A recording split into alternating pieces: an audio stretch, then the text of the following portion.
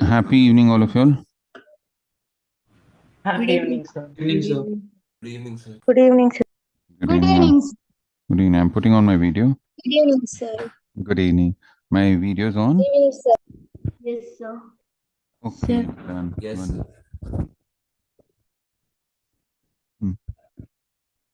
Okay. Let's start off from where we had left last class. So we were doing the essentials of a valid offer, if you remember. Yes or no, Pranav? Yes, sir. We were in the middle of that. Yeah. So we finished. Just read out the essentials of a valid offer, which we finished so far. I told you an offer is when one person signifies to another his willingness to do something or abstain from doing something with a view of obtaining the assent of such other person. It is called as an offer. Okay, and we discussed that to constitute a valid offer, there are certain conditions which have to be fulfilled. Read out the points which we finished so far. Yes, sir. Hmm. We finished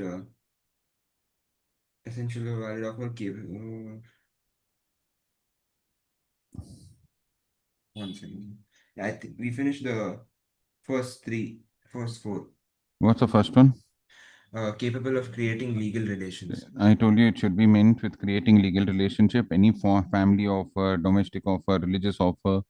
And we had done the cases before itself, that Balfour versus Balfour, Dalai Haldar versus Sheikh Mohammed. So any offer without intention to create legal relationship is not a valid offer. Second one. Sir, it must be certain and not vague. I also discussed this with you. There must be certainty. So if you place an order for 1,000 liters of oil without telling which oil, it is not a valid offer. And we did some cases also. Taylor versus Portington, the house will be decorated as per the current style. He made an offer. I will pay you 1,000 rupees more if the horse proves lucky. So those are all very uncertain and vague. So anytime the offer is uncertain, vague, it's not clear, it's not considered a valid offer. Third one.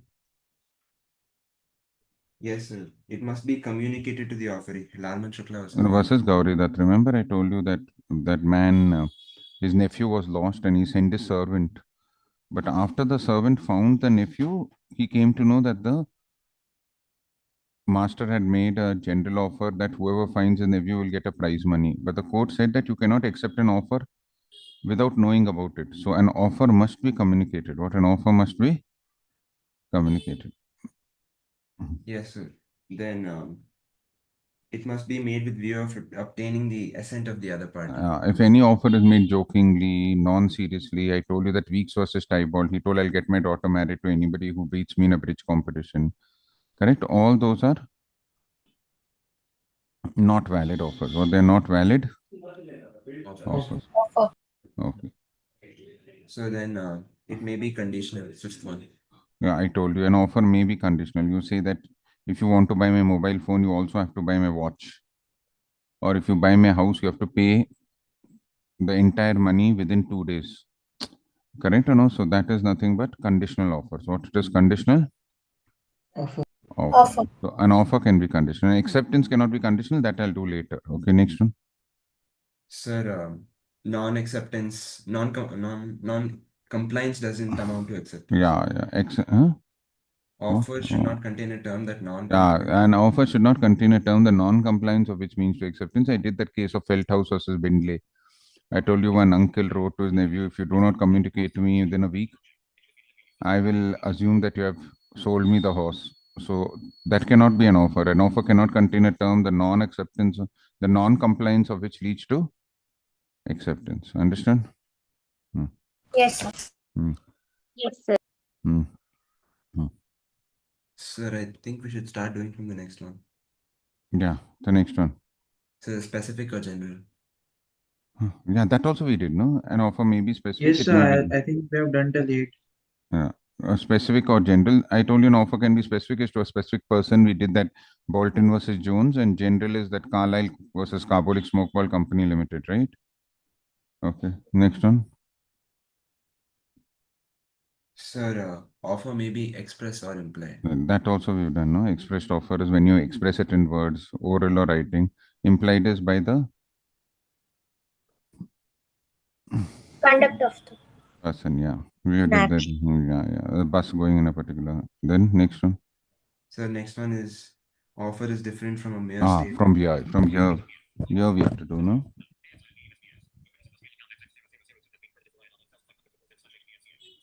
So do you want me to read out? I'll start reading.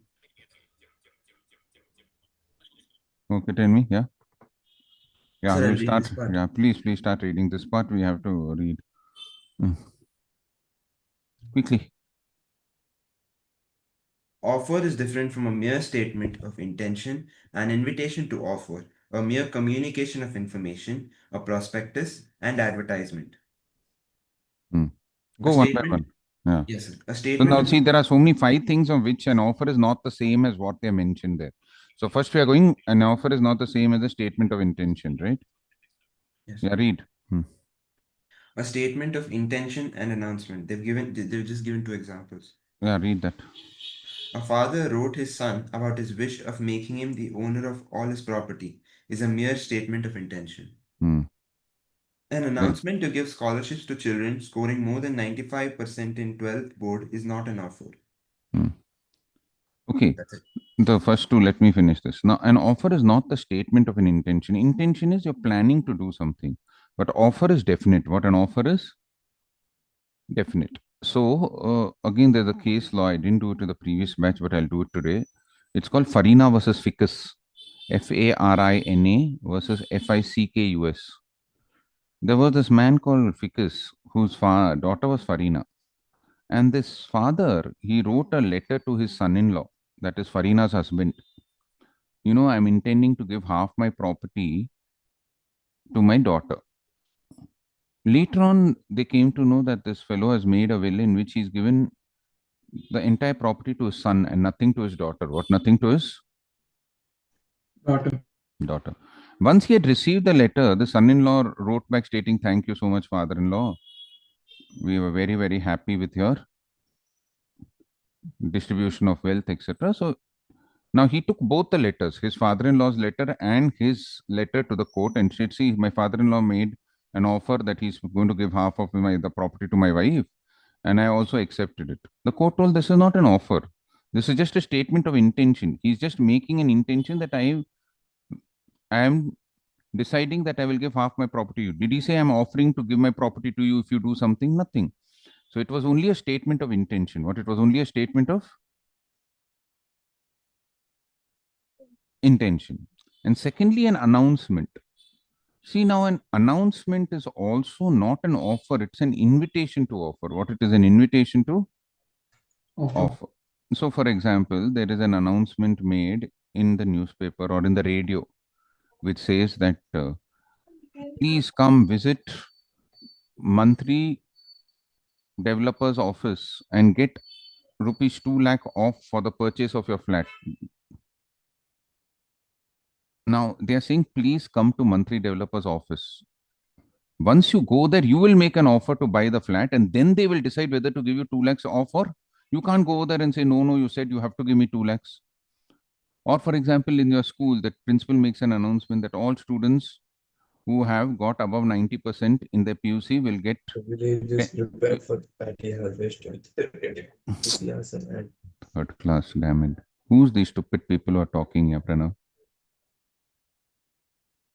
Third class, useless fellows. First of all, if you want to sit in class properly and concentrate. If you're sitting in class talking to somebody bloody else, doing some other thing, then don't come to class only. There's no use of you doing CA and wasting your parents' money. Who was that idiot? Throw him out of class. We don't want such uncouth, stupid people. Who's that bloody fool? Pranav? I'm not sure, sir. When I'm sharing my screen, I can't see. Who is that, Sana? You please keep an eye on these idiots. Sir. Hi, sir. Just throw that bloody fellow out. We don't want such idiots.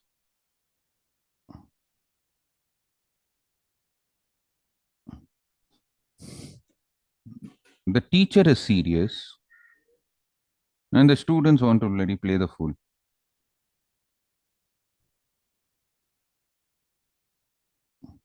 First of all, half of y'all won't put on your video. You'll be sitting, going to the toilet, looking at some comics, looking at Instagram reel. Waste of time, no? How many have put on the video? Just see. Take a screenshot and send it to Shetty, sir. We don't want such people in the class. Pranav, as soon as the class starts, Anna, take a sir. screenshot of all the people who haven't put on the video and send it to Shetty, sir, and tell him that these people are not interested. Sir. If you fail in business law, you fail in all the subjects. You know that, right? You can get 19 accounts, 19 economics, 19 maths and stats. You get 13 business law, you have to write all the 4 papers again, right? Yes or no? Yes, sir. Yes. So please keep your mouth shut and listen, and don't unmute and unnecessarily disturb the class. Got it? If you're getting serious, be serious now only. Now's the time. There's no point later on afterwards. 1 month will be there and all that, and then you start getting serious.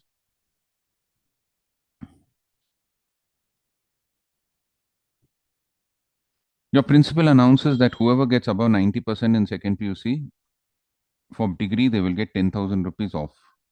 That is not an offer, that's an announcement. Now, after the results come, Sana gets above 90%, she can go to her principal. Who's your principal? Sudhir Pai, yeah? No, sir. Ravi Shankar. Ravi Shankar. Ravi Shankar, you go to Ravi Shankar. Sudhir Pai is for degree college, I think, no?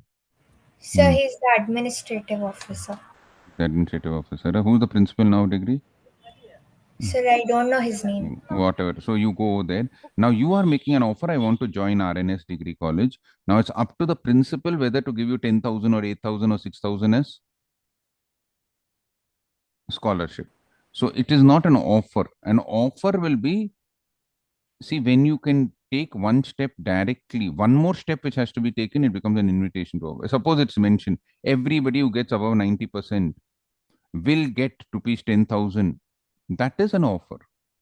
But if it says that I will give the office will consider or will give a scholarship in case you give out, that means you have to go and make them an offer.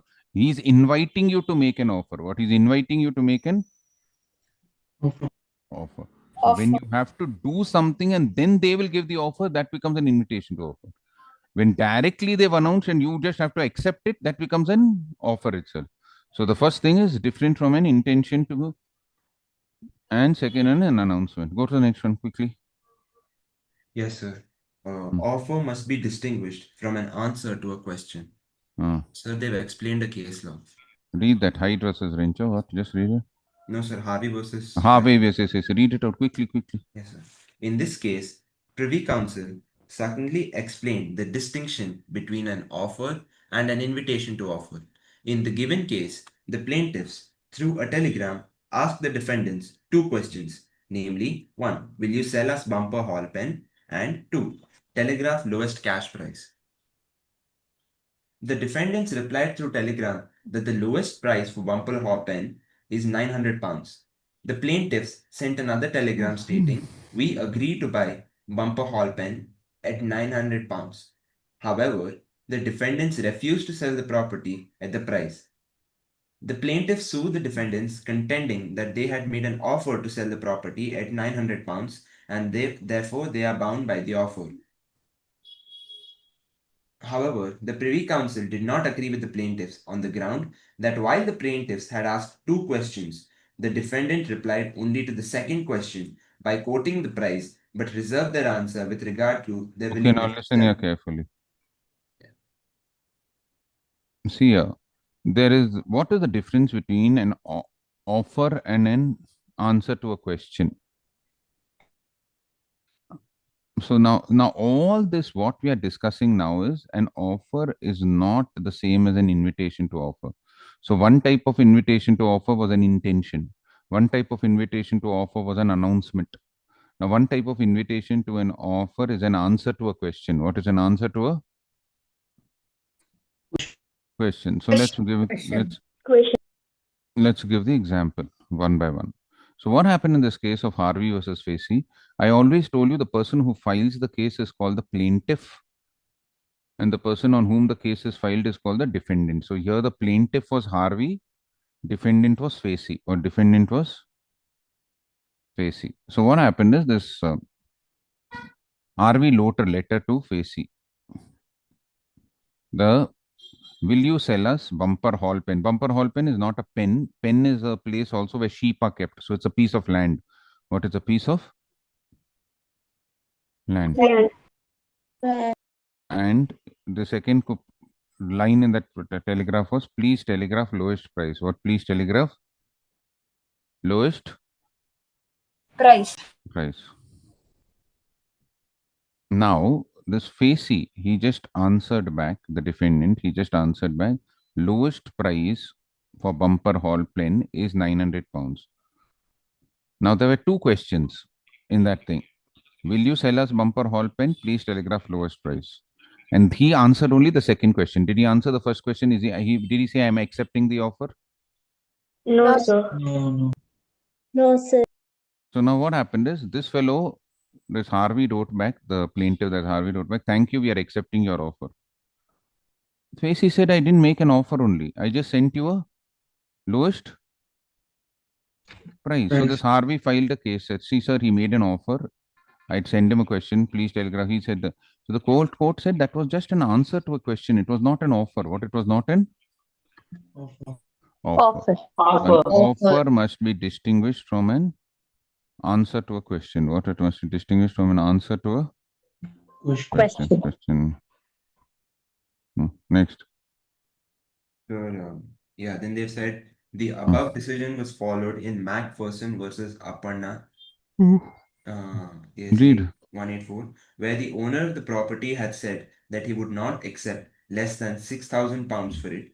This statement did not indicate any offer, but indicated only an invitation to offer. To offer. So suppose somebody says, you go and ask a dealer, will you sell me a house? He says, I will not accept less than 6,000 pounds.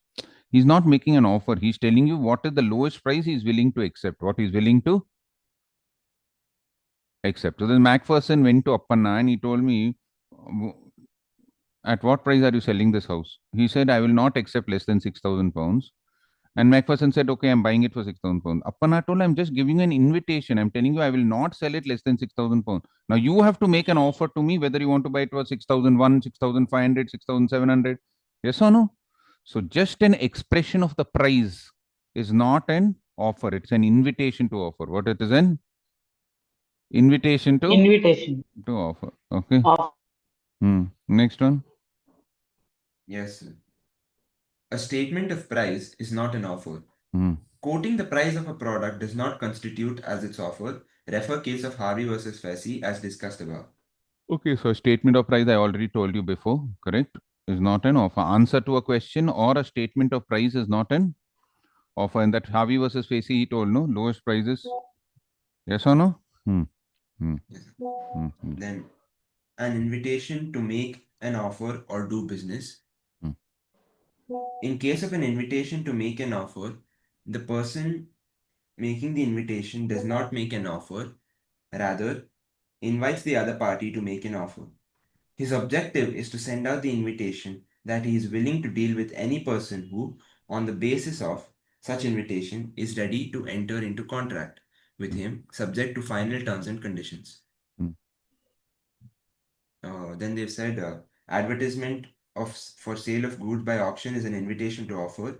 It merely invites offers, bids made at an auction. Okay, now listen here.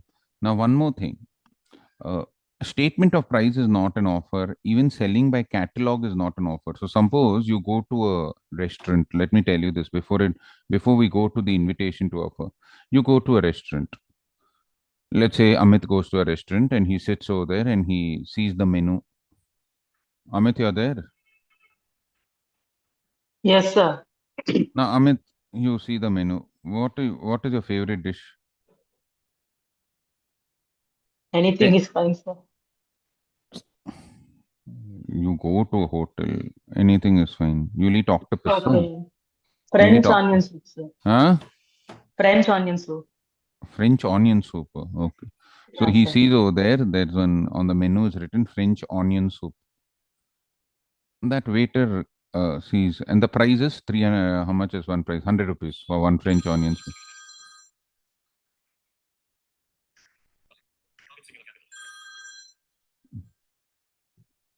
One minute, I'll just pick up a call and I'll tell you one.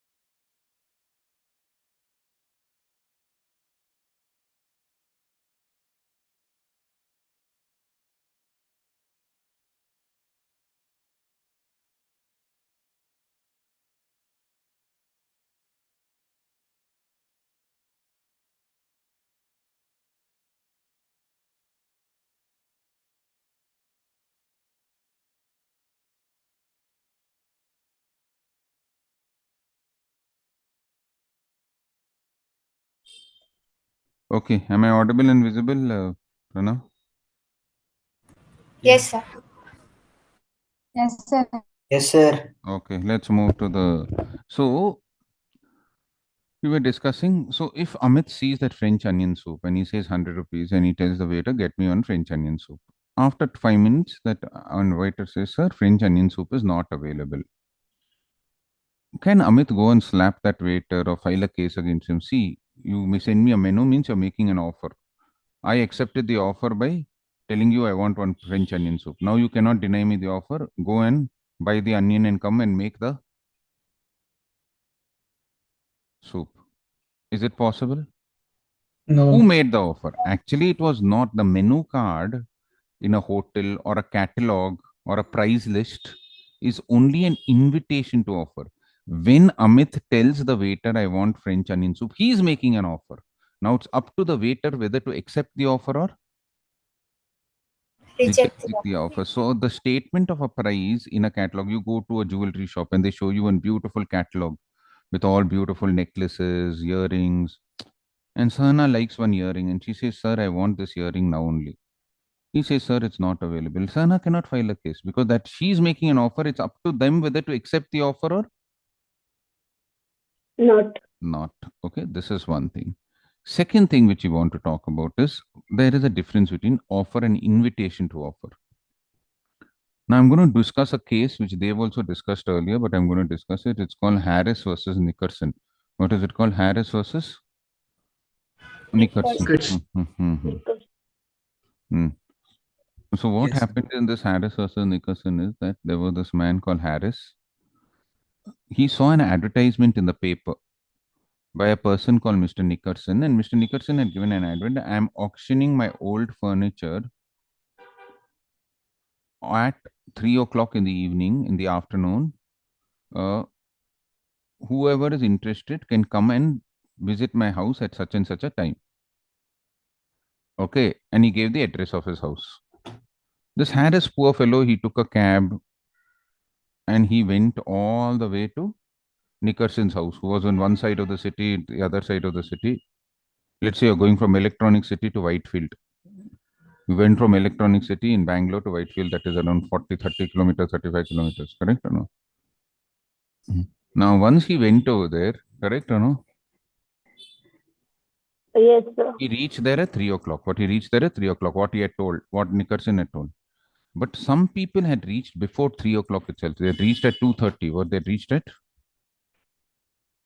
2:30. So since they had reached at 2:30, this fellow had started the auction sale. Who? Nickerson. And by the time he reached, all the furniture, the chairs, the tables, all had got sold.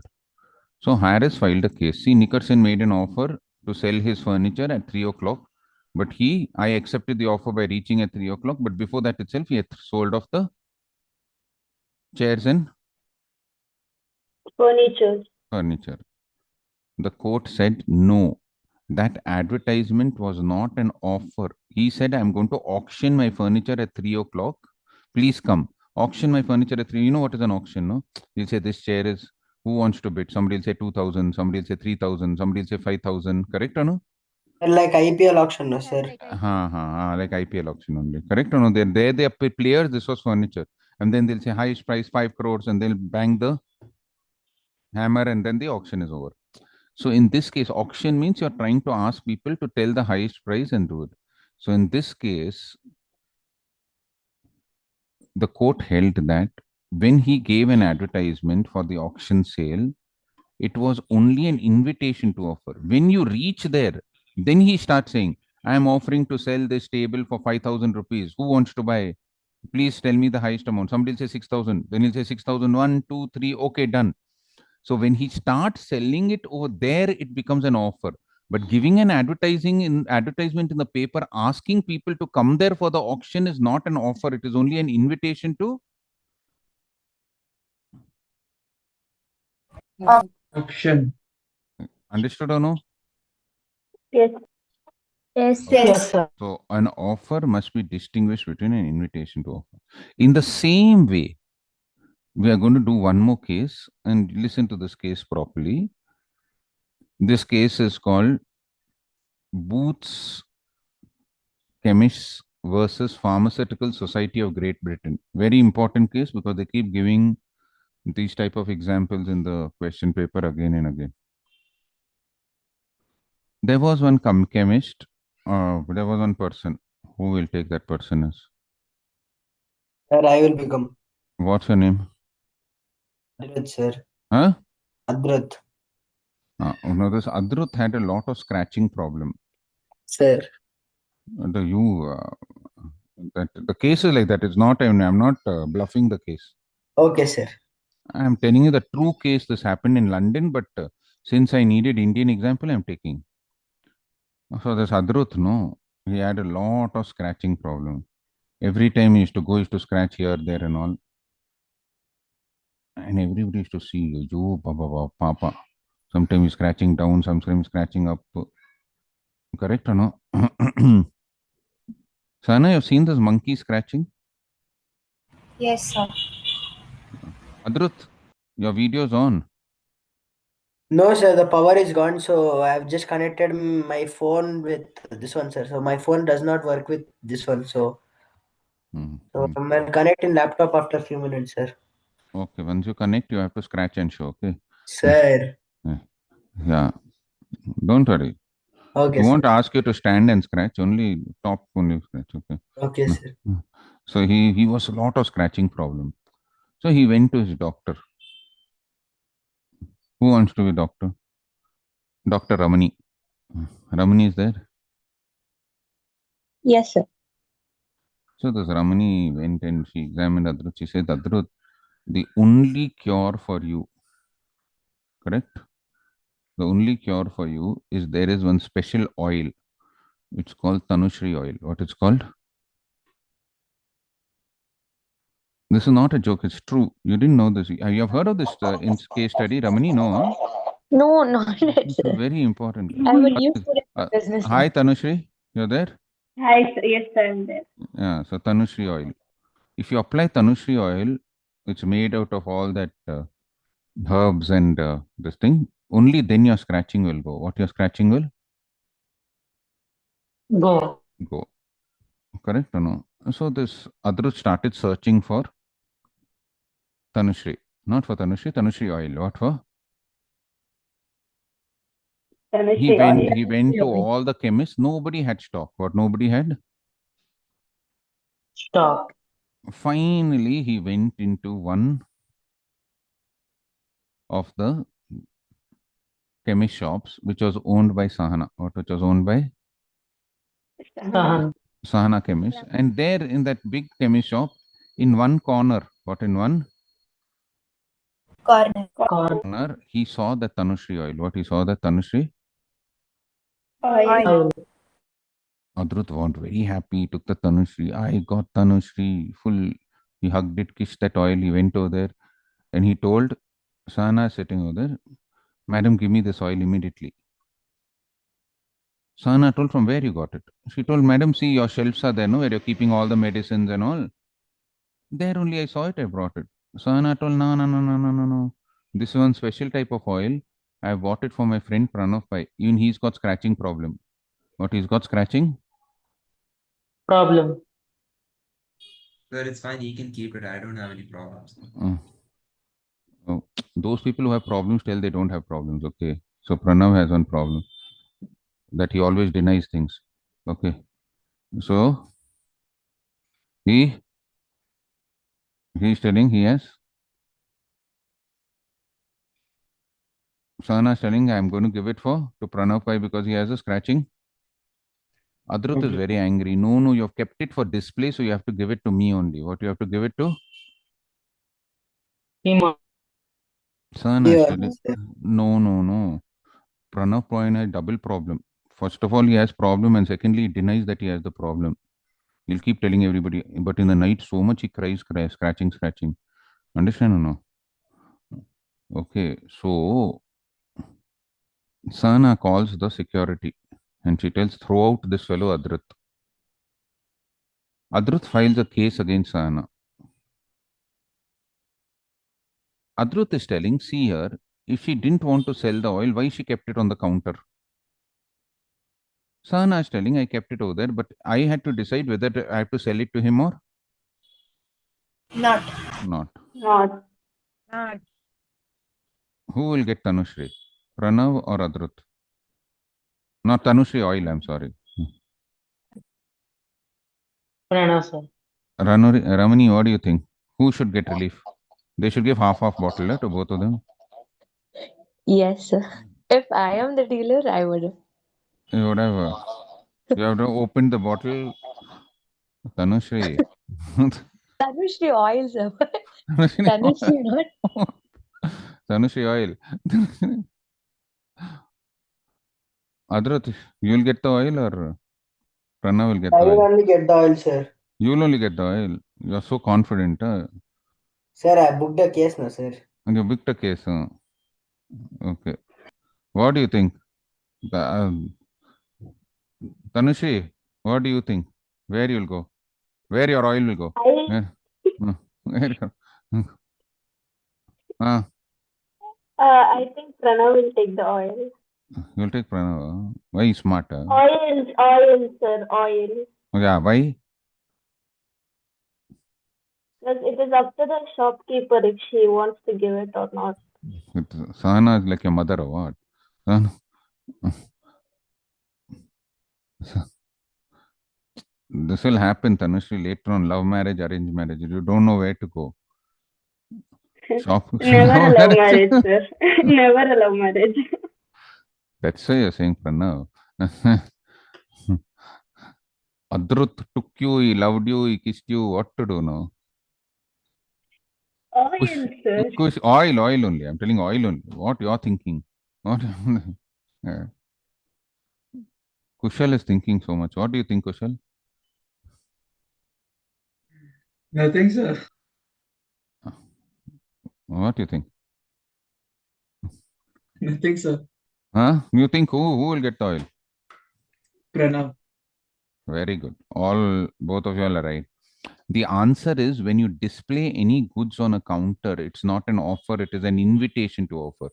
When Adrut took that bottle to Sahana, he's making an offer. I want to buy this oil. Now it's up to Sahana whether to sell the oil or Not. Not to sell it. Not to sell. so any display of goods. So tomorrow when you're going on Brigade Road and you see that beautiful now Diwali will come and you see they've decorated the shop and Sahana sees one beautiful sari which is tied on that puppet. No, what is that puppet called? Mannequin.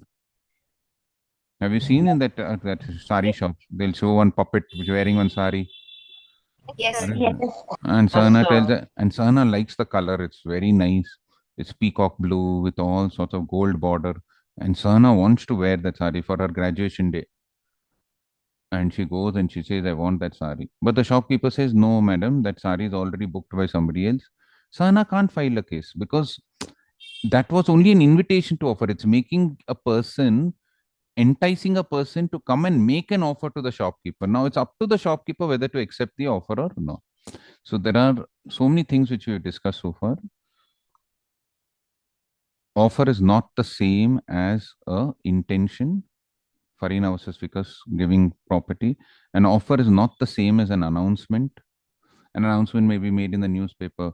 Please come to Big Bazaar and grab t-shirts at a discount of 50% or something. They are telling you, please come over there, and then you have to make an offer and they'll decide whether to give you a discount or not, or a scholarship.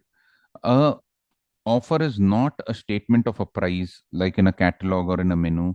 An offer is not an answer to a question. We did Harvey versus Fefi. An offer is not an invitation to offer. Just now we did Harris versus Nickerson, where a person offered an auction sale. An offer is not a display of goods, and display of goods is only an invitation to Offer. offer. Okay, now anything left, Pranav? If you missed out anything, just read it quickly. Sir, did I win the case or not, sir? Huh? I lost the case now, sir. What to do, Adrut, in your life? You have to keep scratching. Tell Ramani, she'll help you out. Sir. You appoint.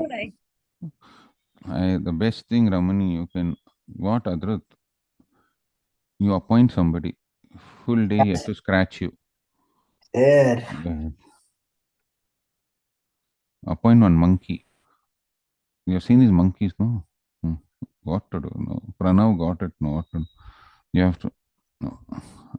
Ramani, how can you help Adrut? He's telling, what can I do? He's feeling very disappointed. Sir, scratching doesn't want. He Hey, scratching. Ramani, scratching. You don't Nobody scratch. can scratch, sir. Nobody can scratch. You, No, no, no, no. Ramani is telling you directly, she'll not scratch. So you just have to scratch on your own only. Please, please. Obviously, how the other person would. Full. He's changing his name to Scratchut instead of Adrut. Scratch. Sir, I have a solution. What is the suggestion?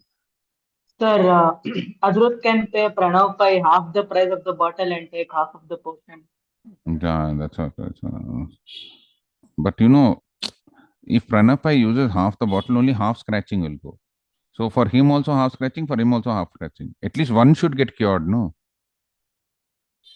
Correct, no? So Yes, sir, 50%, see, left part of Pranav scratching will go, right part will continue. Adrut also, right part will get, how will left part will? Then what of them? Half of them, they'll still be scratching. so let us keep a stone and they'll be scratching towards it. Let's take a coin and toss. Or best is, Sana should tell everybody, tell Pranav and Adrut to stand outside the shop. She'll throw the bottle, whoever catches it. What all ideas are giving? Understand?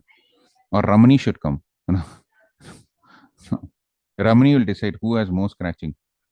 Okay, leave it. Now come, this was the case. Now let's not waste time. Pranav is getting very irritated.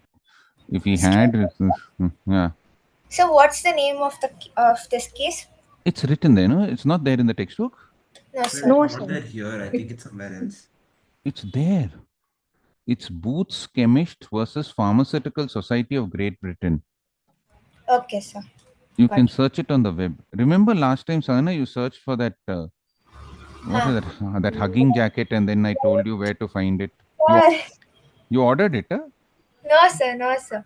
Sir, Which- with the what? lights. It's that H&M. There is That Sure. H&M, Nandan, sir. that H&M, that hugging jacket. You didn't buy it. You were telling I was curious to buy Sir, it or no, something. sir. I was just looking for it. I was not going. I Sir, didn't with the like it, lights. sir. With the lights, sir. You bought it, huh? No, sir. Sir, There you should was ask with lights Nandan, also, sir. in that Sir, you should jacket. Yes, ask sir. Yes, Nandan. sir. Oh, there are lights also. I didn't know. I thought it was only with those ribs and that. Okay, guys, all those who don't know about this, I'll tell you that later. Okay, there's a nice. Sir, don't want. It's okay, Sir, sir. you should ask Nandan. I think he did some research. He gifted it for you. Huh? Sir, no, sir. Okay, let's see. Well, let's continue with the next one. Quickly.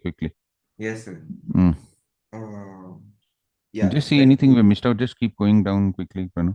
Yes, sir. When goods are sold through auction, sorry. That goods are sold by auction. We just now did that case. No, Yeah. Harris versus Nicholson. Harris lost the case because they said in invitation and advertising in the newspaper is only in. Yeah. Yes, sir. And then the 10th point, essentials of an offer, a statement of price is not an offer. Yeah. Just now we did this. No, that Harvey versus Facey. Correct or no? Yes, sir. So then what is an invitation to offer? Okay. Now, whatever we've discussed just now, no statement, invitation to offer. Now they've discussed it in detail here, but I have explained it in detail already. What I've explained it in detail. Yes or no? All of you all. Yes, Didn't I sir. tell you? Yes, sir. Announcement, announcement of scholarship. Just go through this quickly. Pranav, anything we missed out? In what, sir? I In don't this think so. this new paragraph, invitation to offer, which you just started reading, right? Any case studies, examples? No. Should we skip this? We've done this now, no, in detail. Yes, sir. I think we've done everything. I told you display of goods. We've discussed all this announcement, correct or no? Stores, all this is an invitation to offer. Any example of case study? You just see if there is anything, especially if they bolded something or they've underlined something or they put in italics or if they have given. Nothing like that, sir. They've differentiated between offer and invitation to make an offer. Okay, okay, we'll go through that. So what's the difference between offer and he'll read out that, but I've given you all the examples and all the types of invitation to offer, right? Sir, you had made us underline something. Huh? Who? Sir, What you is had underline? Tell me, what is it? in order to ascertain whether a particular statement amounts to an offer or an invitation to offer, the test would be intention with which such a Yeah, statement is yeah, made. yeah, yeah. So how do you know if it is an offer or an invitation to offer? It depends upon the intention of the person who's either making an offer or an invitation to offer. See, when we did that Carlyle versus Carbolic Smoke Ball Company Limited, the intention of the company was very clear. Whoever consumes our Carbolic Smoke Balls, if you contract influencer, will give you £100. That means they're making an offer. They don't want any of you to come and make an offer. They've directly made the offer, whoever contracts influencer. But suppose Big Bazaar makes an advertisement. Please come to Big Bazaar and get discount up to 50% on all apparel. They are not making an offer. They are asking you to come to Big Bazaar and then they are asking you to make an offer and then they will give you a discount of up to 50%. So when a shopkeeper displays his goods, it's not an offer. The intention is that you should go there to the shop, tell the shopkeeper whether you want to buy the goods or Not. not. Not. So remember that when you talk about an offer, the intention is that the person should accept the offer immediately. The contract is over. But in invitation to offer, the intention of the party is that you should come over there, make an offer to him, and then he will accept the offer or not accept the offer. So it all depends on the head of the person, the intention, the wording of the statement, what the wording of the statement. Understood? Just hold on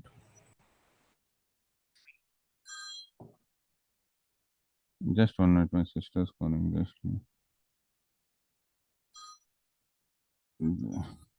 Just hold on 1 minute.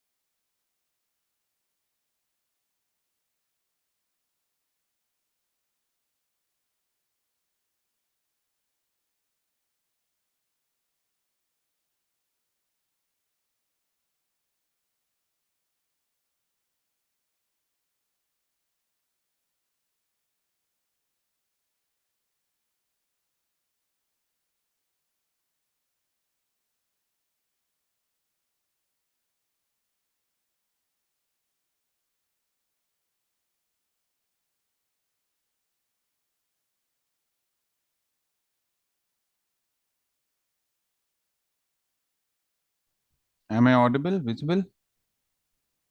Yes, sir. Yes, sir. Yes. Okay, let's continue. Yes, Uh, sir. so let's go to the next topic. What was the next topic, Pranav? You ready? We discuss. I forgot where I stopped. Sir, it was difference between offer and Yeah. Just read out. Have they given any differences? Nothing, right? Or Sir, they've just meant. So they've given it in paragraph and tabular. Okay, read the tabular part, no? Yes, sir. Basis meaning. Hmm. Offer, section 2A of the Act.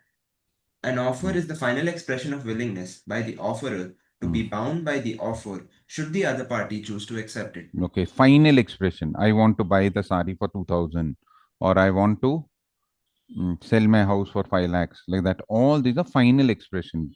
So that is an offer. Yes.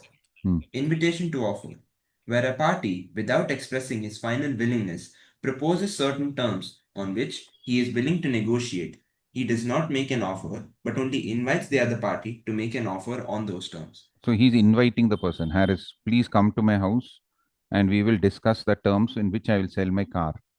Please visit, there's an auction sale for furniture. So there is no offer, but there's an intention where I'm calling the other person to negotiate. What the other person to Negotiate. negotiate. Second. Yes, sir. Intention of the parties. If a person who makes the statement has the intention to be bound by it, as soon as the other accepts, he is making an offer. Okay, so as the intention, remember the intention is that as soon as the other person makes it, the contract is complete. But the intention is you have to take one more step in order to accept the offer, then it becomes an invitation to offer. Read the second. If a person has the intention of negotiating on terms, it is called invitation to offer. All of you all know what is negotiating means. You will discuss about the price, about the terms and conditions. Correct or no? Right? Yes, Yeah. Sequence. An offer cannot be an act precedent to invitation to offer. An invitation to offer is always an act precedent to offer. Yeah. Which comes first? Invitation to offer. Only then comes an offer. Precedent means invitation to offer comes before an offer. An offer can't come before an invitation to offer, but an invitation to offer will always come before an offer. Yes, sir. That's it, the differences. Let's go to the next one. They've given a flow chart. Mm-hmm. An offer can be made by act or abstinence. Hmm. An act can be in words or by conduct. Okay. By words can be written or oral. Okay, this is expressed offer, implied offer. Okay. Yes, sir. Okay, next. So next is acceptance. Okay, now let's go to the next topic, which is there in this chapter, which is called acceptance. What it is called as? Acceptance. Acceptance. You all understood what is an offer. Now we're going to acceptance. What we're going to acceptance. Definition of acceptance. In terms of Section 2, Clause B of the Act, the term acceptance is defined as follows. When the person to whom the proposal is made signifies his assent thereto, proposal is said to be accepted. The proposal, when accepted, becomes a promise. Remember the same definition we did for promise also? Yes, sir. Yeah, so the definition of a promise and the definition of acceptance is one and the same. What the definition of promise and the definition of acceptance is one and the same. Okay, so understand. So I'll make him read that definition again. When the person to whom the proposal is made. Proposal to whom the offer is made. Like for example, Sana makes an offer to the shopkeeper. I want to buy that green and gold sari for 5,000 rupees. Correct or no? Whom is she making the offer to? The shopkeeper. Okay. Continue reading. So Kushal has raised his hand. Let you finish this definition, then I'll answer him. Yes, sir. Yeah. To whom the proposal is made signifies his assent thereto. Signifies assent. He says okay. So that person, the shopkeeper said, yes, you can buy the sari for 5,000 rupees. Correct? Yes. Go ahead, read. Proposal signifies his assent thereto. Proposal is said to be accepted. The proposal is said to be accepted. So he accepted the proposal of Sana to buy the sari for 5,000 rupees. Correct or no? Yes, sir. Right. The proposal, when accepted, becomes a promise. The proposal, when accepted, became a promise. So that offer which was made plus the acceptance became a Promise. What it became a? Promise. Promise. So Promise. when the person to whom the proposal made signifies his assent, that means he tells yes. That saying yes is called as acceptance. What it is called as? Acceptance. Acceptance. Understood or no?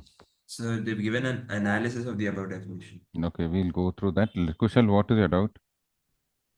So the definition is same for acceptance and promise, Promise, but why yeah. is the section same? Like they should be different. Huh? No. Definition and section will be the same. There's no difference between the definition and section. Why will it be different? The same section only. Same section is, if you read it up to that when it is accepted, it is the definition of acceptance. Then there's one more line, it becomes a promise. It is called a promise. That's all. Okay, sir. Understand? Yes. That is Correct? the same. It's the same as what you said right now. Yeah. Whatever you explained for this thing is the same. It's the same. Then leave it off. Correct or no? Yes. Well understood, right? And an acceptance is generally either for a positive offer or for a negative offer. Whenever anybody makes an offer and the person to whom the offer is made tells okay to the next offer, it is called. Have they given any example? No, sir. They Okay. said A offers to sell his car to B. And B says okay. Yeah. Then it becomes an acceptance. What it becomes an Acceptance. understand or no? Yes, sir. So then they've said Yes. relationship between offer Yes, and sir. acceptance. Yeah. Okay, you can see that was it. And I already told you one more thing. Remember, the person to who the person who's making the offer is called the promiser, offerer. Yes. Correct? Yes. The person to Yes. whom the offer is made is called the promisee or offeree. And when the person accepts the offer, is called the acceptor. What is called the acceptor? Yes, sir. Oh, yeah. Relationship between offer and acceptance. Hmm. According to Sir William Anson, acceptance is to offer what a lighted match is to a train of gunpowder. Hmm. The effect of this observation is that what acceptance triggers cannot be recalled or undone. Hmm. But there is a choice to the person who had the train to remove it before the match is applied. Hmm. It, in effect, means that the offer can be withdrawn before it is accepted. Acceptance converts the offer into a promise, and then it is too late to revoke it. This means that as soon as the train of gunpowder is lighted, it would explode. Train of gunpowder, that is offer, in itself is inert, but it is the lighted match, the acceptance, which causes the gunpowder to explode. The significance of this is an offer in itself cannot create any legal relationships, but it is the acceptance by the offeree which creates a legal relationship. Once an offer is accepted, it becomes a promise and cannot be withdrawn or revoked. An offer remains an offer so long as it is not accepted but becomes a contract as soon as it is accepted. Okay, now listen here carefully. What is the relationship between offer and acceptance? Now, I have told this is a very famous statement, and they can ask this as a separate 3-mark question or a 4-mark question.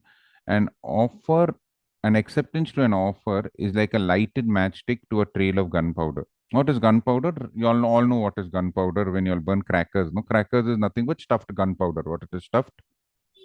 Gunpowder.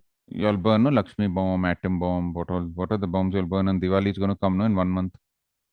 100 wala, 200 wala. Hydrogen bomb. Red bomb. What is it? Red fort bomb. Rocket. Okay. Now, inside that Lakshmi bomb or that atom bomb, there is a lot of gunpowder. And then there is one small wick like thing. You put the matchstick to it. What will happen? The bomb will burst. Correct? Burst.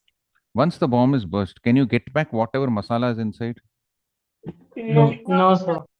In the same way, when you make an offer, till the offer is made, there is no contract. But as soon as you make the acceptance, the legal relationship is bound. Now both the promiser and the promissory are bound by the contract. What are bound by the contract, and they cannot go back. Correct or no? So, for example, Sana told the shopkeeper, "I want to buy the sari for 5,000 rupees." And then the sari person said, "Okay." Offer acceptance. It became a contract. Sana paid that 5,000 rupees. Now, can the shopkeeper say, no, no, no, no, I'm not going to give back give me back the sari. I don't want the 5,000. No, because now the contract is completed. What the contract is? Completed. Once the Complete. contract is completed, it Complete. cannot be undone. Offer plus subsidy. So already it is done. You've already booked the Uber car. You sat in the car. Then after 5 seconds, you're saying, I don't want to sit in the car. I don't like the car. And can you cancel the offer? You offer an acceptance. He's accepted it. That poor fellow's come all the way and he's picked you up already. You can't cancel the Right. right because now the offer has been made, the acceptance. So unless the acceptance is made, the contract is not completed. But once the acceptance is made, it becomes a contract and it cannot be undone. What it cannot be And undone. That is called as the relationship between offer and acceptance. You all understood this, right? Correct? Yes, sir. Yes. Hmm. Yes, sir. So next is legal rules regarding a valid acceptance. Okay, so just like we had legal rules for valid offer, how many legal rules for valid offer were there? 10, 11? I think 10, sir. Just see.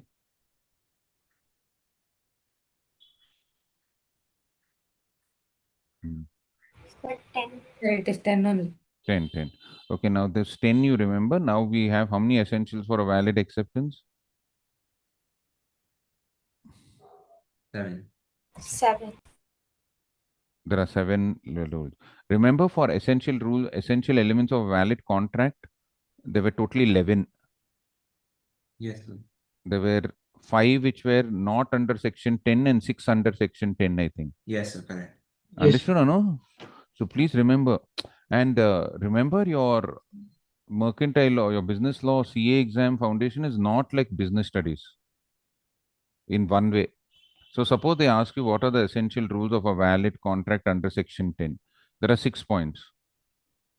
You don't think that if they're given for 4 marks in the exam, you have to write only 4 points. Like in business studies, they'll say, no, mention any 2 advantages or mention advantages. You write 5 points, you get 5 marks. Here you have to write everything. What you have to write? Everything. every Understand or no? You can't cut short and all. If they mention any 5 or something, okay. But if they're saying what are the essentials, don't write 4 marks, 4 points, 3 marks, 3 points. Okay, essentials of valid acceptance, it's for 4 marks. So I'll write only 4 points. They'll give you only half the marks because there are totally 7. Yes or no? Yes. Understood? So Yes, sir. don't treat it like a normal business studies. It's business studies in one way you have to memorize, but it's in another way you have to memorize it properly without making any mistakes. Correct or no? Yes. Yeah. Yes. Go ahead. Acceptance can be given only by the person to whom the offer is made. In case of a specific offer, it can be accepted only by the person to whom it is made. Bolton versus Jones, 1857. Remember we did that whenever there's a special offer, only that person to whom the offer is made can accept the. Anybody remembers the case of Bolton versus Jones? I'll give you a hint. It relates to tires. Who will explain this case in 2 minutes or 1 minute? Anybody want to say? Hello, sir. Hell, yeah, tell me what's your name? Sir Tanushree from Ah. previous. Tell. Sir, there was a guy called Paulson, and he had took. He took the tire shop from Mr. X. So He there was bought a one tire shop from Mr. X, yeah. and there was one customer of Mr. X called him, so he didn't knew that the shop Tire was shop. sold to Bolton. Very good. So he wrote a letter saying that he To wanted Mr. X. he wrote a letter to Mr. X saying that he wanted tires. So the Bolton saw the Accepted letter the and offer. just accepted the offer and sent the tires to him. Then later he got to know that it was not sent by Mr. X, but it was sent by It was Bolton. sent by So Mr. he returned back the goods. So Bolton filed the case. Yeah. So the court said that he had made offer to Mr. X. I mean, he had addressed X. Yeah, So and he had unless not it is addressed. accepted, unless Yeah. it is accepted to the person whom it is made, it is Yeah. not considered as a valid offer. Valid offer. So if you're making an offer to Tanushri makes an offer to Kushal to dance in her party, Adrut cannot accept the offer because Kushal might be a trained dancer, but Adrut may not be a trained. So nobody can accept the offer on your behalf. If you're making an offer to X, only X can accept the offer. Y cannot accept the Offer. offer. If it is a special offer, what if it is a special Offer. offer? Mm. Special offer. Yes, sir. Do you want me to read out the case? It's the same as what she said. Bolton versus Jones only again. Yeah. Then leave Yeah. it, leave it. We've done this case. All of y'all will read that, right? Yes, sir. Yes. Yeah. Okay, second Yes, point. sir. In case of a general offer, it can be accepted by any person. Anybody, Knowledge of the offer. Carlyle versus Carbolic Smoke Wallet. Small company. Acceptance must be absolute and unqualified. As per Section 7 of the Act, acceptance is valid only when it is absolute and unqualified and is also expressed in some usual and reasonable manner, unless the proposal prescribes the manner in which it must be accepted. If the proposal prescribes the manner in which it must be accepted, then it must be accepted accordingly. Okay, now when we did the essentials of a valid offer, I told you an offer can be conditional. But remember, an acceptance can never be conditional. If an acceptance is conditional, it becomes a counter offer. What it becomes a? Counter offer. Now there are Counter two offer. cases. One I think so they mentioned there only. I don't know. They mentioned the Neil versus Merit over there only. Yes, sir. You can read that case. No, how many examples have they given? So they've given two case laws. One is Neil versus Merit, and other is Union of India versus Bahulal AIR. Okay, read the Neil versus Merit. Read both the case studies. I'll explain. Yes, sir. M offered to sell his land to N for 280 pounds. N replied, purporting to accept the offer, but enclosed a check for 80 pounds only. He promised to pay the balance of 200 pounds by monthly installments of 50 pounds each. It was held. Okay, leave that. Go to the next one. A offers to sell his house to B for 30 lakhs. B replied that I can pay 24 lakhs for it. The offer of A is rejected by B as the acceptance is not unqualified. B, however, changes his mind and is prepared to pay 30 lakhs. This is also treated as counter offer and it is up to A whether to accept it or not. Union of India versus Bahulal. Okay. Now, acceptance cannot be conditional or qualified. So we'll take that same example. Sana goes to the shop and she tells the shopkeeper, I want to buy the sari for 5,000 rupees. The green and gold sari for 5,000 rupees. The shopkeeper says, no, madam, I cannot sell it to you 5,000 because the price is 6,000 rupees. Now, or if the shopkeeper says, I'll sell it to you for 6,000 rupees, I accept your offer for 5,000 rupees, but you also have to buy additional items worth 1,000 rupees. Is that an acceptance or is that a conditional acceptance? It is a conditional acceptance. And when it's a conditional acceptance, it is not a contract. That means now you are making an offer.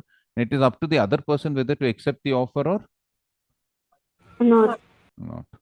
Now, the famous case of Neil was Merit. Actually, they've told land, but actually it was van. Okay, but anyway, we'll take the same case. There was this case of Neil versus Merit, where this person, Neil, he read a advertisement in the newspaper where Mr. Merit had said that I am offering to sell my land for rupees 280 pounds. Now, it was an open offer. Whoever applies first will get the acceptance. Now, Neil, what he did is he sent a check of 80 pounds. What he sent a check of? 80 pounds. And he said, I accept 80 your offer pounds. and I will pay the remaining 200 pounds in monthly installment. In the next 4 months, I'll pay 50 pounds each. But this Merit, he sold off the land to somebody else. What? He sold off the land to somebody Else. Else. Neil filed a case. Sir, he made an offer. I was the first to accept the offer. Now, Merit cannot sell the land to somebody. Else. The court Somebody held else. that, did you accept the offer unconditionally? Was it a proper contract? The court, Neil said, no. I send him 80 pounds. That means I accepted the offer. The court said that if you would have sent 280 pounds, it would have been an acceptance. You sent 80 pounds and you told I'll pay the remaining in 4 installments. That means you are making a conditional acceptance or a qualified acceptance. Conditional acceptance or qualified acceptance does not amount to a contract. That means you're making a counter offer. What you're making a counter? Offer. Counter offer. Okay. Now there was one more case, Hyde versus Wrench, which is same to that case which you just now read out. There was a person who wanted to buy, uh, uh, he wanted to sell his land. What he wanted to sell his? Land. Land. So he made an offer to another person saying, I'm willing to sell my land for £1,000. What I'm willing to sell my land for? £1,000. £1,000. 1,000 pounds. Pound. That other person read the letter and he said that I will offer you the £950 for that land. What I'll offer you £950 for that Land. land. And Now this fellow didn't reply, and this person came to know that he's going to sell it to somebody else. What he's going to sell it to somebody L. else. So he wrote one more Else. letter. After writing, I will buy it for £950, he wrote one more letter. I accept your offer for selling it for £1,000. What I accept your offer to selling it for? 1,000 pounds. £1,000. 1,000. Then that person who was selling the land, he sold it off to somebody else. So this person filed a case. Sir, he sent me an offer to buy it for £1,000. I sent him after some time letter that I'll buy it for £1,000. Offer and acceptance complete. That other person said, the court said only that, or before that you send him some more letter. He told, yes, sir, I send him letter, I'll buy it for £950 only. But afterwards I agreed, no. So I accepted the offer. The court said, when you wrote that I'm going to buy the land for only £950, you made a qualified acceptance or a conditional acceptance or a counter offer. So the earlier offer stands null and Void. Void. Void. now if you sold it to somebody else, it's not a valid contract. What it is not a valid? Contract. So once you make an acceptance, which is conditional, it becomes a counter offer or a qualified acceptance, and qualified acceptance is not treated as a valid acceptance, or it's not treated as a valid Acceptance. Acceptance. acceptance. Understood or no? Yes. Yes. Yes, sir. yes, sir. So then they've given another example. What example? A inquires from B, will you purchase my car for rupees 2 lakhs? If B replies, I shall purchase your car for rupees 2 lakhs if you buy my motorcycle for 50,000 rupees. Here, B cannot be considered to have accepted the proposal. If, on the other hand, B agrees to purchase the car from A as per his proposal, subject to availability of valid registration certificate or book for the car, then the acceptance is in place, though the offer contained no mention of RC book. This is because expecting a valid title for the car is not a condition. Therefore, the acceptance in this case is unconditional. Yeah. So remember, if you're asking for some validation of documents, it's not conditional acceptance. I told Pranav, I'll sell you my land for 80 lakhs. He said, sir, I'll buy the land if you have all the proper documents for the land. Don't you have all the proper? Documents for the land. And I say, is it a conditional offer? No, it is just an acceptance which is made with the condition that all the person has the right title. That means he's making sure that I have the right title to sell the land. Understand or no? Got it? Yes. Yes, sir. Yeah. Yes, sir. Then is acceptance must be communicated. Okay. Now this is the next point. So you all understood that an acceptance cannot be conditional. What an acceptance cannot be conditional. If any acceptance is conditional, it is called as a counter offer or a qualified acceptance, and that does not complete a contract. Or that does not complete a contract. Contract. Yeah. The acceptance must be communicated. To conclude a contract between parties, the acceptance must be communicated in some perceptible form. Any conditional acceptance or acceptance with varying or too deviant conditions is not acceptance. Such conditional acceptance is a counter proposal and has to be accepted. Okay. Any example again? No. Lee versus Sir, Brogdon versus Metropolitan Rail. Read it out. Facts. B. A supplier sent a draft agreement relating to the supply of coal to the manager of railway company, which is Metropolitan Railway, for his acceptance. The manager wrote the word approved on the same day and put the draft agreement in the drawer of the table, intending to send it to the company's solicitors for a formal contract. to be drawn up.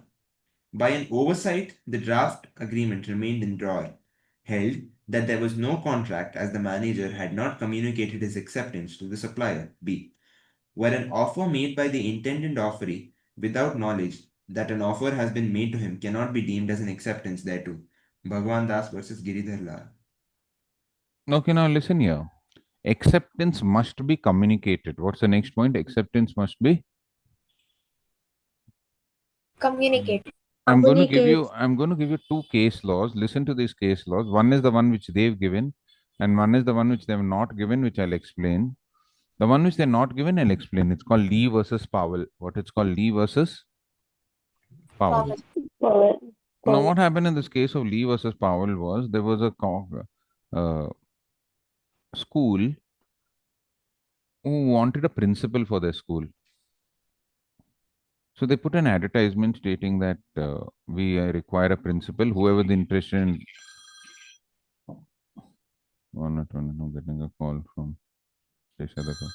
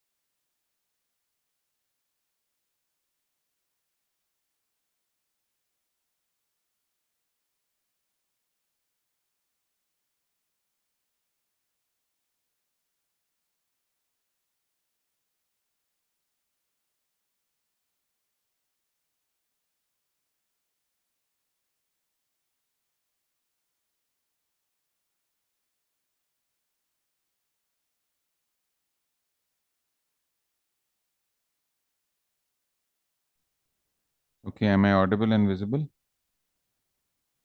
Yes, sir. Yes, sir.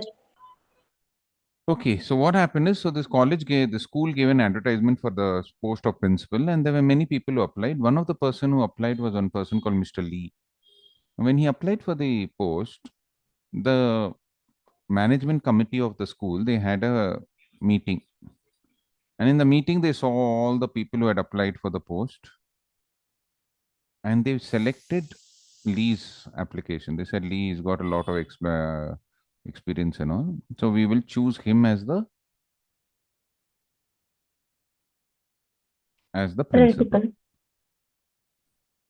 Now there was one person in the managing committee who was a friend of Lee, correct? And he leaked the information. He told Lee, today we had a committee meeting, and in that committee meeting, it's decided that you will be the new principal. Congratulations. But after a few days, in the newspaper, it came that one another person has been appointed as a principal.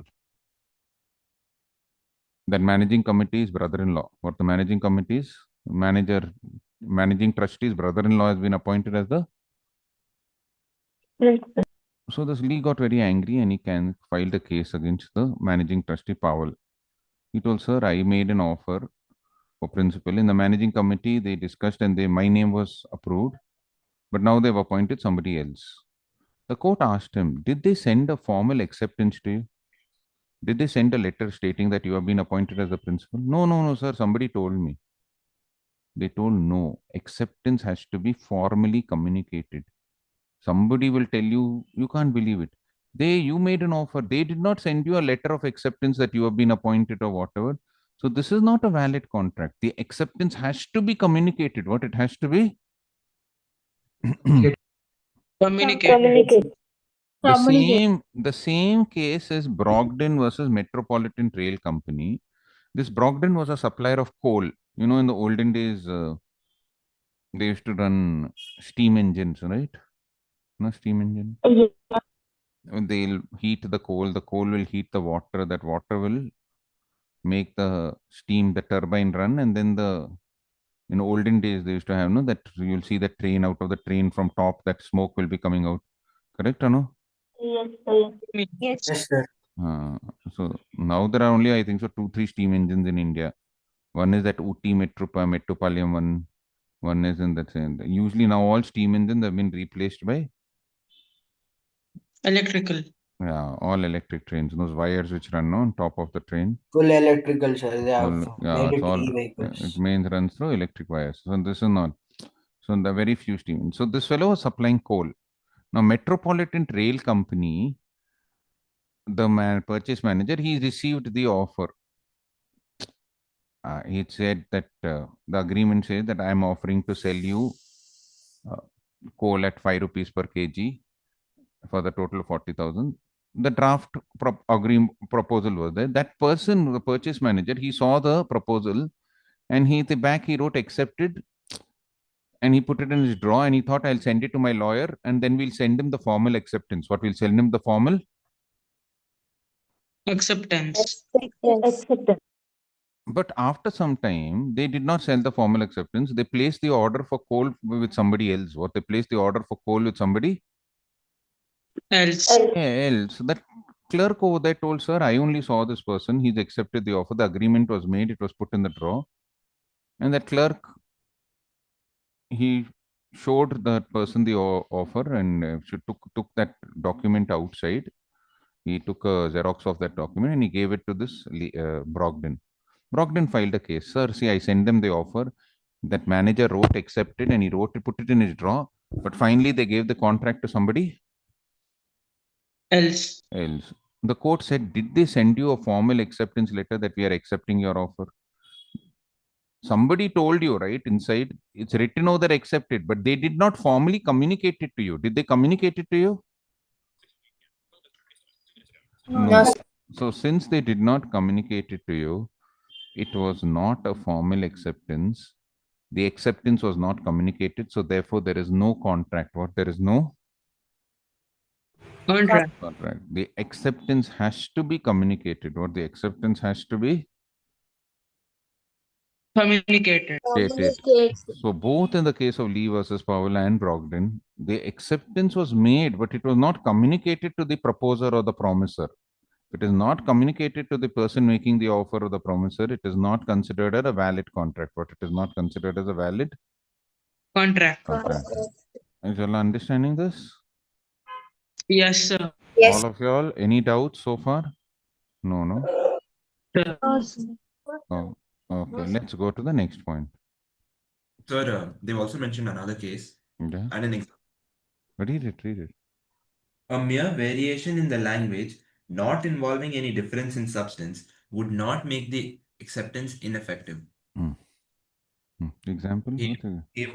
Hayworth versus Knight, 1864. What is this in this? Example. No, the Hayward was a Knight. That's all. They've not mentioned the facts of the case. Okay, they leave just that. mentioned Leave that Yes. case. I don't know that case. Example 52. A proposed B to marry him. B informed A's sister that she is ready to marry him, but his sister didn't inform A about acceptance of proposal. There is no contract as acceptance was not communicated to A. Yes, right. So acceptance must be communicated. A proposed. Just read that example. Might be this is the case. Hayward was a Knight. Read A proposed B to marry him. Okay. A proposed B. B. A is Kushal. B is Ramani. Yeah. B informed A's sister that she is ready to marry him. Ramani told Kushal's sister. But Kushal's sister didn't tell. Yeah. Then Kushal married somebody else. So Ramani can't file a case. Or Ramani can't file a case. Yes. Understand, no? Yes, sir. Ramani should have gone directly and told Kushal, right? Understand? Yes. So Ramani, what did you learn from this case?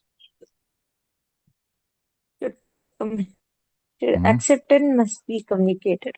Directly. So somebody makes you an offer. Directly, yes. Directly, you should tell him yes.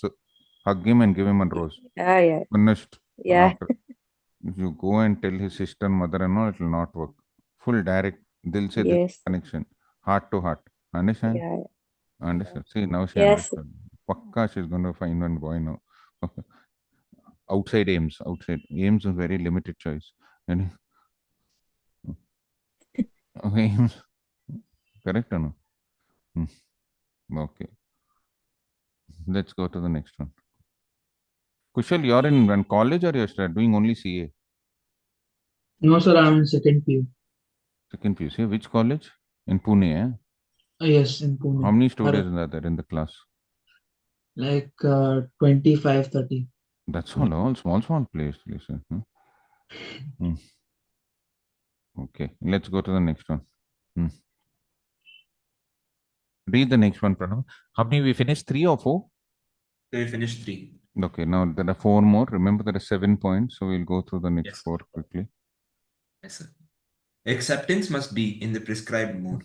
Where the No, mode read of this. acceptance, yes, sir.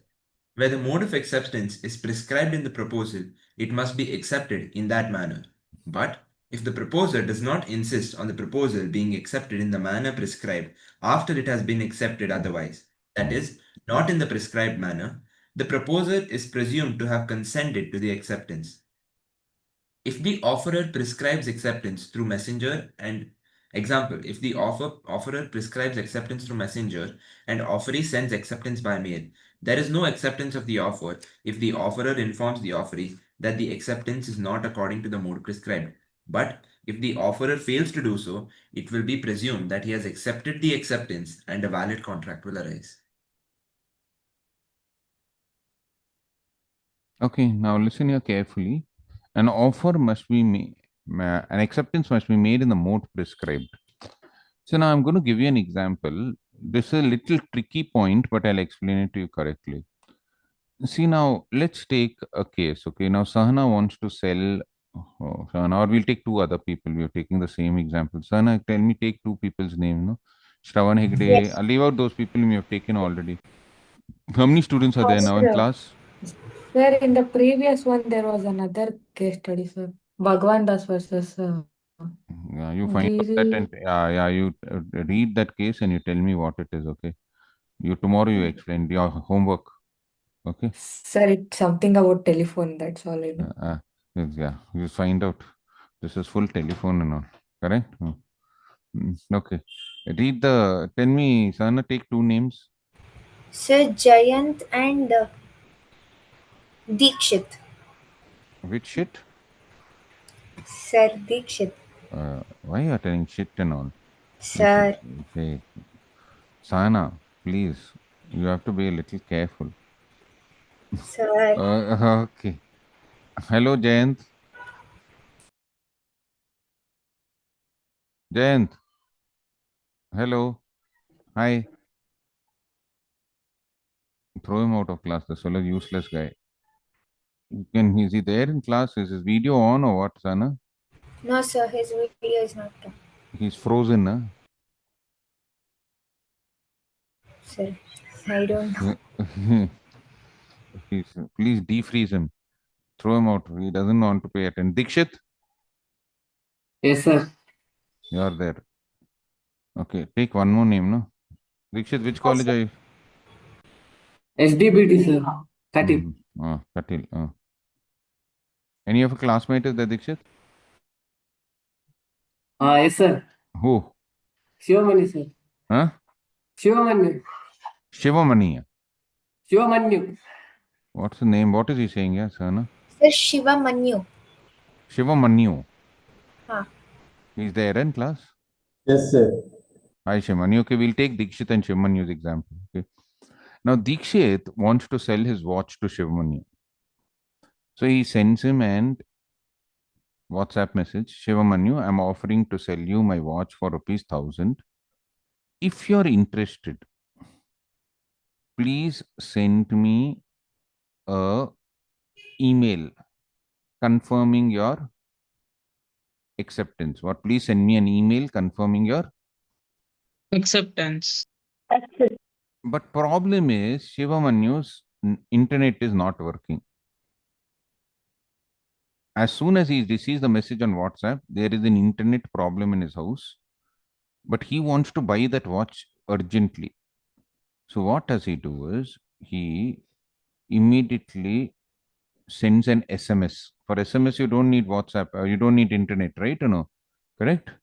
Yes, Yes, sir. sir. Yeah. So he sends an SMS.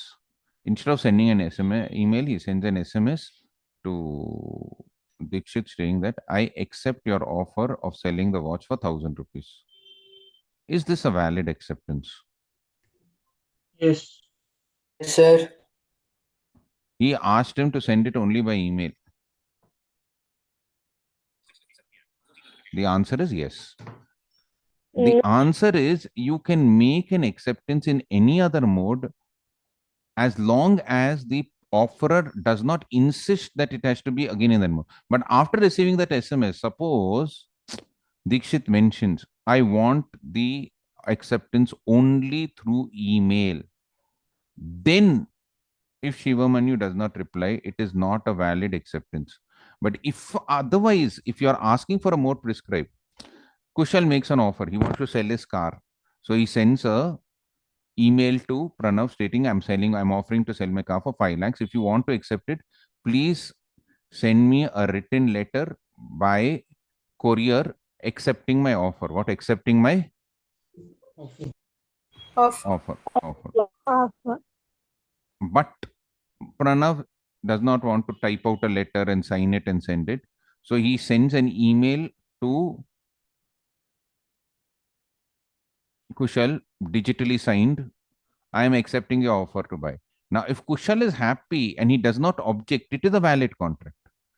But if Kushal says, no, I want it only in writing, then it does not form a contract. So when I asked Pranav to read it, Pranav, read the whole thing again so that they understand it a little clearly and we'll wind up over here. Yes, sir. The whole point, the whole explanation.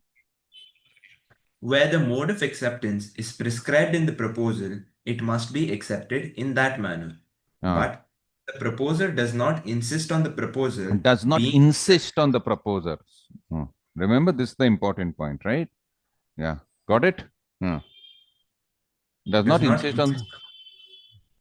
does not insist on the proposal being accepted in the manner prescribed after it has been accepted, otherwise, that is not in the prescribed manner, the proposer is presumed to have consented to the acceptance. Prabhata, yeah. So if he does not insist, that means he's assuming okay, it's okay if you have sent it by SMS. It's okay if you have sent it by email.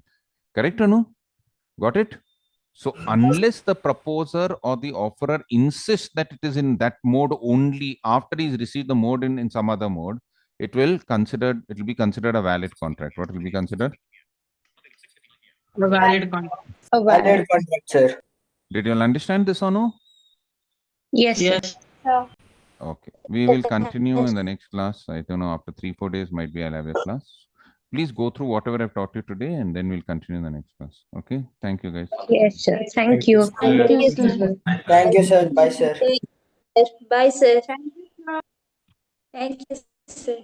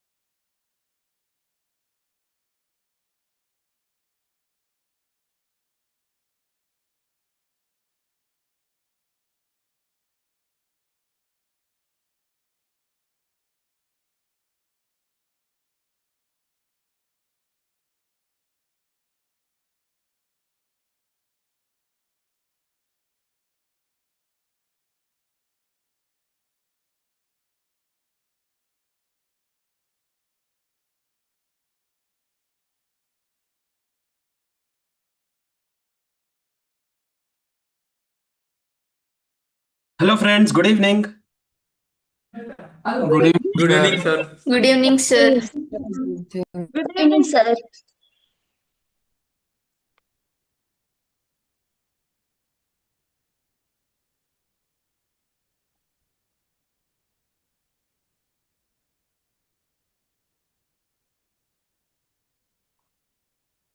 Yes, good evening. Good Good evening, evening, sir. sir. Evening, sir. Good evening, sir. Good evening, sir.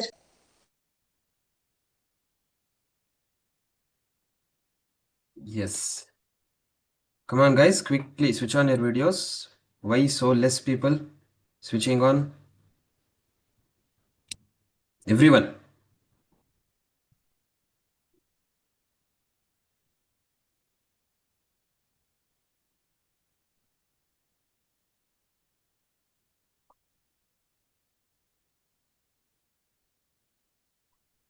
First, let's start calling names.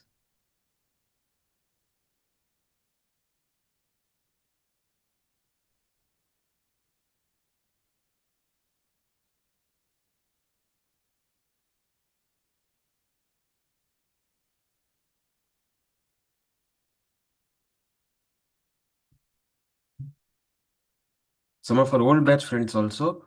That's definitely not correct. That's not why sir would have given you an opportunity to attend again.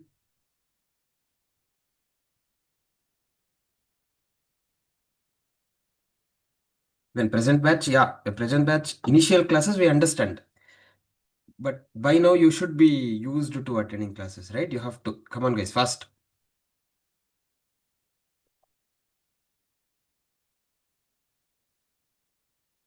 Shall we start? Yes. Yes. Yes, Yeah. sir. Yes, sir. We were discussing in the last class. We started our discussion on median continuous distribution. There, what did we discuss? How do I calculate median? Our first step is to identify the median class. How do we identify the median class? N by N by 2. two Finding value N in by the 2 LCF. value in LCF. Very good. First, I have to calculate n by 2, locate that n by 2 value in LCF. Once I locate the corresponding value of the corresponding class interval where that falls, that class interval itself is the median class. Median. Yes. Once I get the median class, I'll be able to apply the formula. Correct? I can apply the formula and get the median. So we learned that formula. Arpita Hegde, what's the formula that we discussed? Sir, I couldn't remember. Don't remember? 5 minutes before the Yes, class, sir. 15 minutes break. Shreya I'm Bhatt. sorry, sir. Yes, sir. Yes, what's the formula that we learned? L1 plus NL minus NU. No, that was not the formula. Sir, question. Median formula only. L1 plus is correct. After that, Um,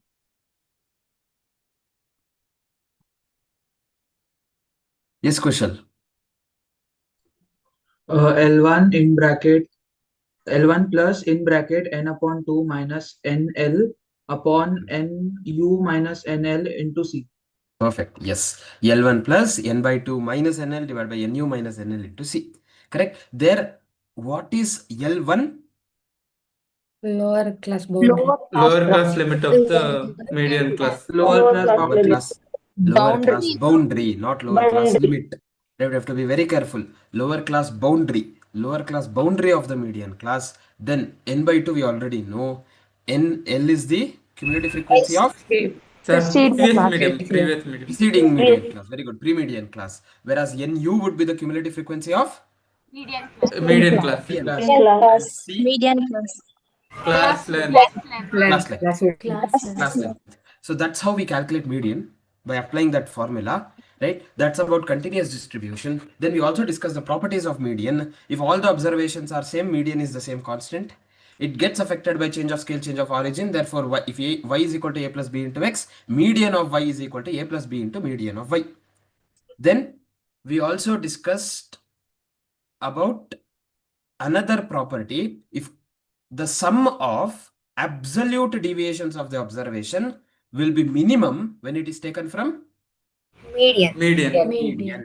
Correct. Summation modulus of x minus a will be minimum when it's taken from median. That a is median. Perfect. With that, we went on to the other partition values that we have, quartiles, deciles, and percentiles. The approach is similar here. Correct. With regard to quartiles, deciles, and percentile. In case of quartiles, deciles, and percentiles, what happens? How do I calculate them? In case of raw data, same as median, I have to arrange them in ascending order. Once I arrange them in ascending order, then I have to find out n plus 1 into pth value. N plus 1 into pth value. For raw data, it is n plus 1. N plus 1 into pth value. Locate that n plus 1 into pth value in the arrangement. So if I get 3.45 value, then how do I find out? Third value plus? Third value plus 0.45 into second value. 4 minus. Fourth minus third. Third value plus 0.45 into fourth value minus third value. Right? That's how we get the required partition values, raw data. In case of group data, discrete, simple, you'll have X, F. Additionally, you will have LCF that you will be calculating. Then you will be locating what value in the LCF column? NPth. value. Very good. N into NPth pth value. Very good. Excellent. N into pth value in the LCF column. The corresponding value of X itself is the required partition value. Same approach we do in continuous distribution. We'll have class intervals, frequencies, and the LCF. N into pth value, locate it in the LCF column. We get the class interval where that partition value falls. Based on that, we will have to apply the formula. It's the same formula as median. Instead of n by 2, we will have to use NPth value. Yes, L1 plus NP minus NL divided by NU minus NL into C. Correct? That's the partition value discussion. After that, we started with mode. Right? We learned mode is that value which is repeated the most number of times. So, in case of raw data, how do I calculate mode? I have to just identify that value which is repeated the most. In case of group data being discrete distribution, how do I find the mode? The value of X Which has more frequency. highest frequency. Value of X having highest frequency. These are the things that we had learnt. Correct? In the last class. Anyone has any doubts still here? Sir, I have a doubt for mode for the group one. Yes. How is it 3? How is it computed? That's your question? No, sir. My question is how is it 3? Like I can't figure out how was it 3. How was it 3 in the previous example that we took? Yes, sir. Okay. Can you help me out with that example that we had taken? X and F. X 1, is 2, 3, 4, 5. 3, 4, 5, 2, 1. F. 3, 4, 5, 2, 1. Yeah. So what did we tell? Mode is that value which is repeated the most. Repeated the most means what? That value will have the highest frequency. Correct? Which has highest frequency? If highest frequency here is 5, which is the value that has 5? 3. So mode is 3. Okay, sir. See, the values of X are the observations. F is the frequency, correct? So this is number of times it is being repeated. So mode will always be somewhere around or the values among X values. Yes. Same approach we'll have to do in case of class intervals, that is continuous distribution. In case of continuous distribution, I'll have class interval 0 to 10, 10 to 20, 20 to 30, etc. The corresponding frequencies. Here, same. First, I have to identify the class interval having the highest frequency. Once I identify the class interval having the highest frequency, I cannot say 20 to 30 is the mode. I can say mode lies between 20 to 30. So this class interval is called modal class. The class interval in which mode is there. It's same as median. Rachana, following? Same as median, what we discussed. Right? First identify the median class. Same way, first identify the modal class. Once you identify the modal class, you have a formula. What is the formula?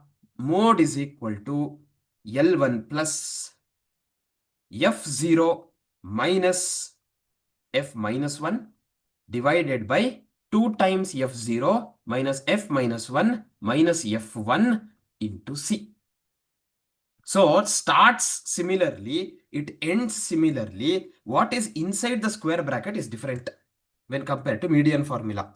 In median, we had n by 2 minus nl divided by nu minus nl. All these were cumulative frequencies.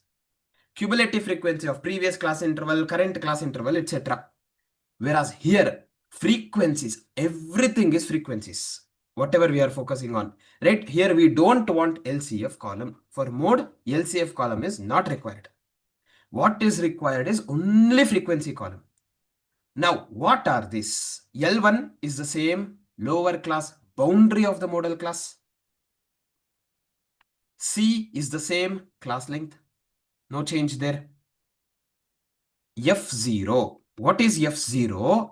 Frequency of the model class, of that class. Model class. What is F minus 1? Minus 1 means one step backward. Frequency of pre-model class. Then we also have F1. What is F1? One step forward. Frequency of post-model class. The next class interval. Okay, that's it. These are the values that we want. Apply that. You get the mode. Everyone clear? Yes, sir. Yes, sir. Yes.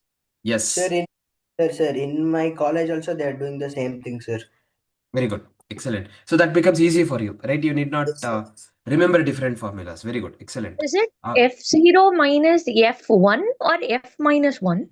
F minus 1. In the textbook, they've given F1.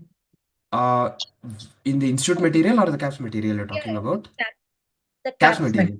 I think there's Yeah. a typo there. If I'm not wrong, there's a typo here. You can just change it. Okay, that's good. Good that you pointed out. Yeah. This has to be F minus 1, Ramani. Good. This has to be F minus. Yeah, got it.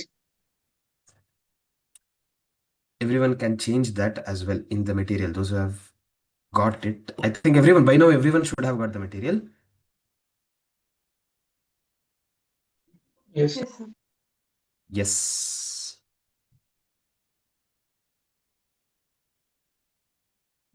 So this has to be F minus 1. Okay, fine. Write down. In the last class, we had written till discrete data. Yes, sir. Yes, sir. Yes. In case of continuous distribution,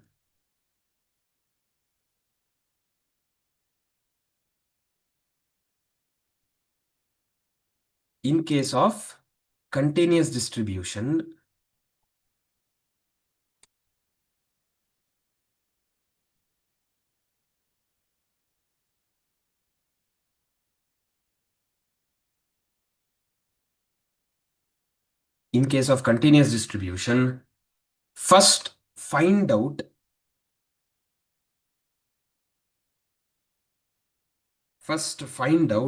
the model class.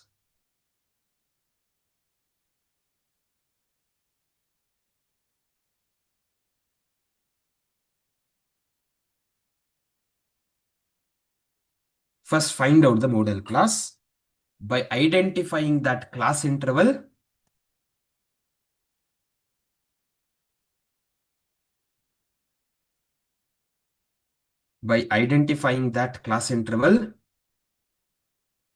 having highest frequency.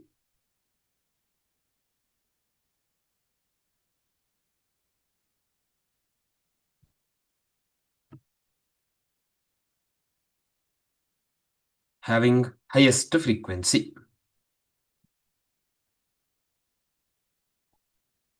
Below that,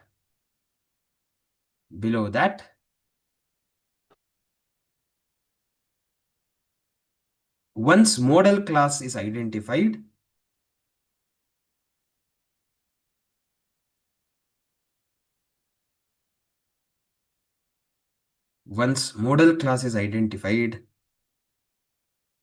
apply the below formula.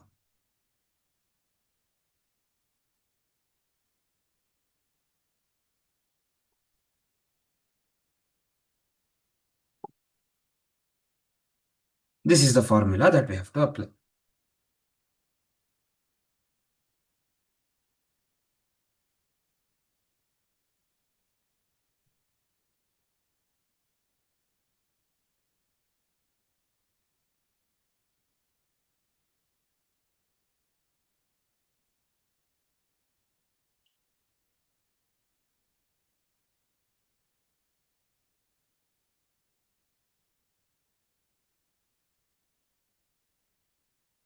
This formula, along with that, the explanation, the full form.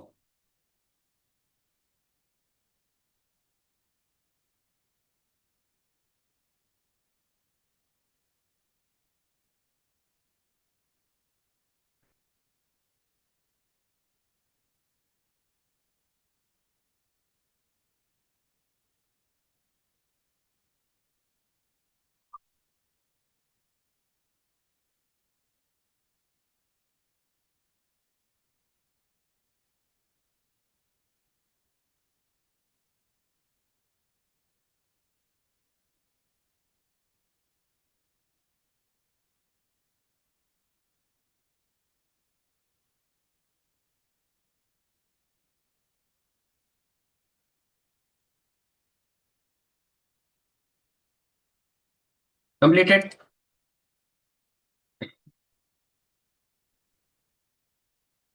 Yes.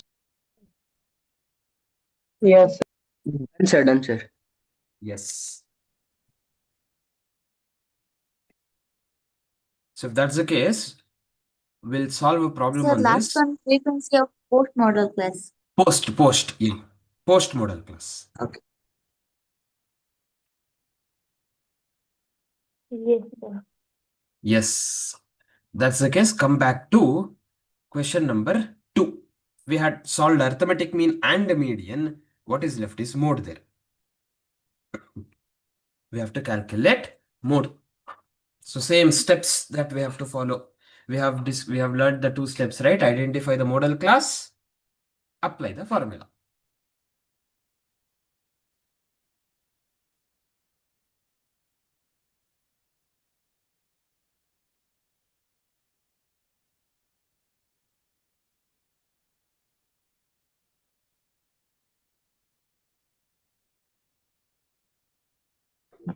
So which sum again? Second one. Okay, sir.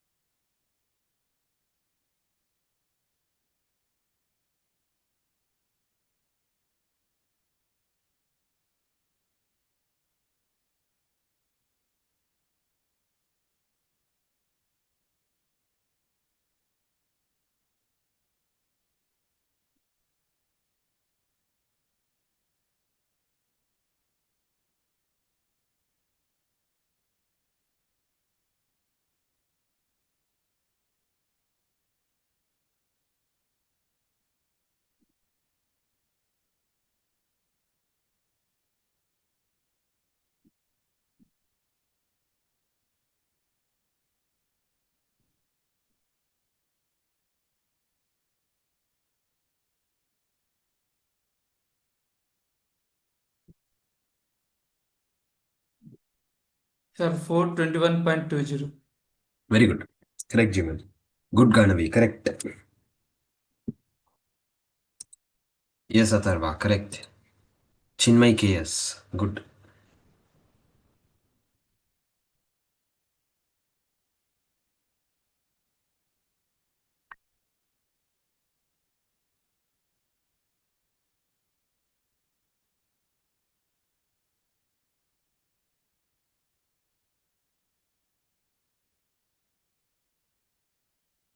Yes, Vikram. Correct.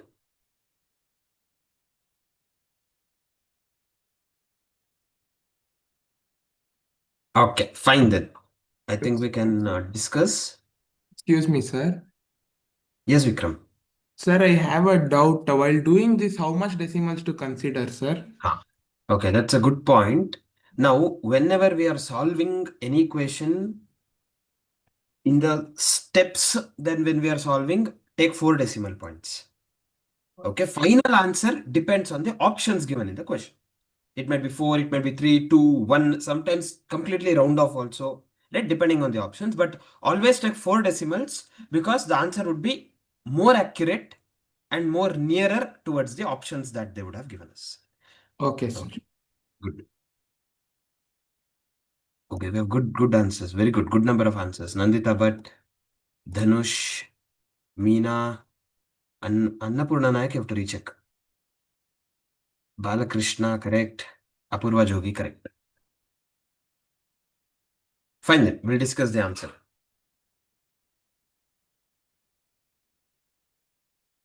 So they have given us class intervals and frequencies. Class intervals 350 to 369, 370 to 389, 390 to 409, 410 to 429, 430 to 459, sorry, 449, right? Yeah. Then 450 to 469, 470 to 489.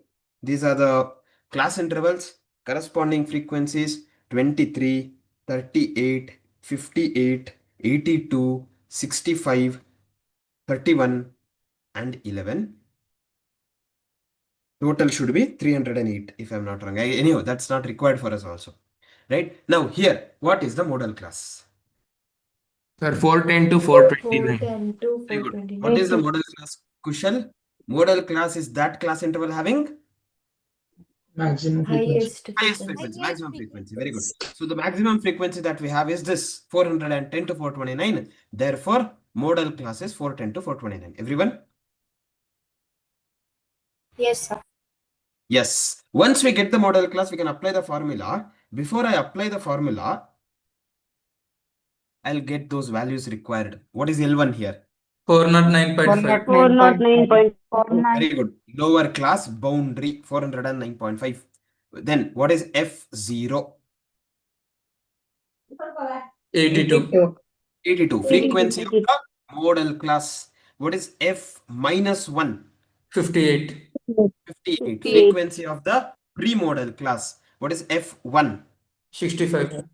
65. Frequency of the post-modal class. And C? 20. 20, which we have already computed in median. When we solved for median, we had already seen that. Yes. Now we know the formula. Mode. Again, I'm telling, write the formula every time. F0 minus F minus 1 divided by 2 F0 minus F minus 1 minus F1 into C. 409.5 plus F0 is 82, F minus 1 is 58, 2 times F0 is 82, minus F minus 1 is 58, and F1 is 65, correct? Yeah, into 20. 409.5. What is 82 minus 58? 24. 24. Yes, Shreya. 82 into 2 is 164 minus 58 minus 65 into 20. 409.5 plus 24 divided by 164 minus 58 minus 65. 41. 41. Yes, into 20. So 409.5. What is 24 by 41 into 20? 11.7073. 11.7073 or 7071. That's okay. Okay. 409.5 plus 11.7073 will be 421.2073. 2073. If you want to round it off to 3 decimals, 2 decimals, you can always do it. Okay. As far as you are getting somewhere around 421.21, you're right. Can we write this down? Complete it. Anyone has any doubts here?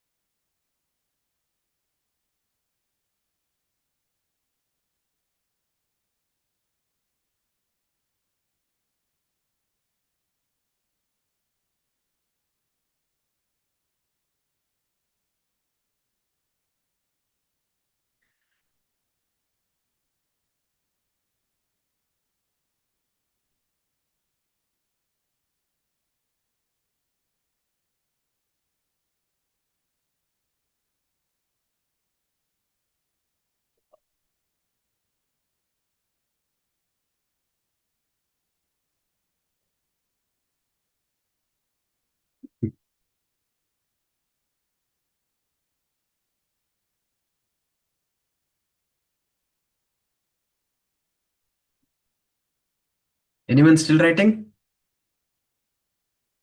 No, sir. No, sir.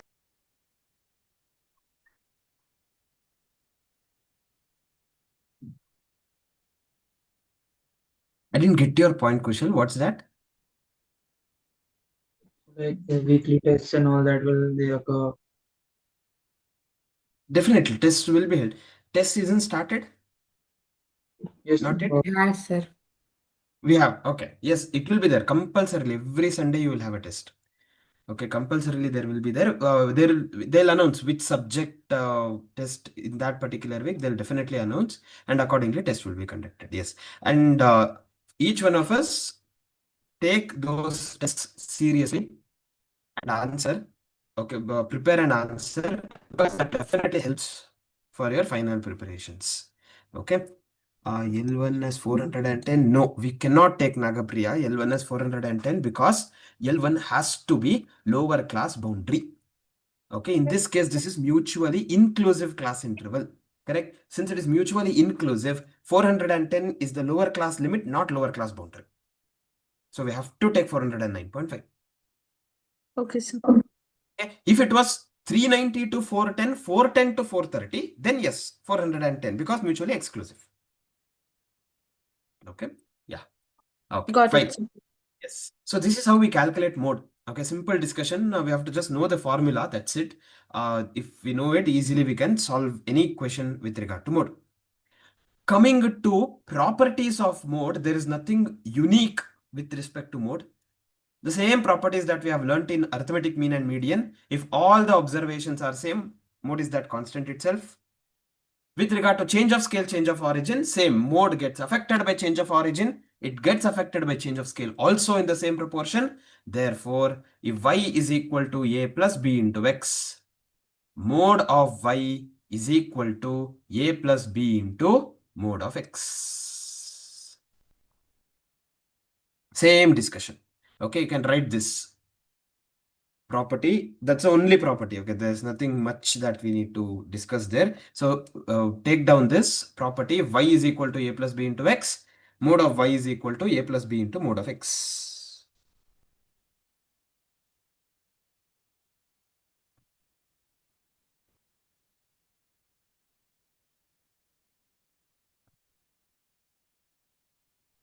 Sir, sir, Yeah. in discrete Distribution. sir, that in that all frequencies are equal, then mode will all have the class That's a interval. good point. That's a good point. So that's the disadvantage of mode. Okay, see, in case of it need not be discrete, even continuous distribution. Here, if I had 82 here also, Okay. then both are modal class. Like that. You have to apply the formula 2 times. Oh, okay. You have to apply the formula 2 times, you'll get 2 mode. Okay, sir. Okay, similarly, if there is one more frequency with the same value, then 3 modes.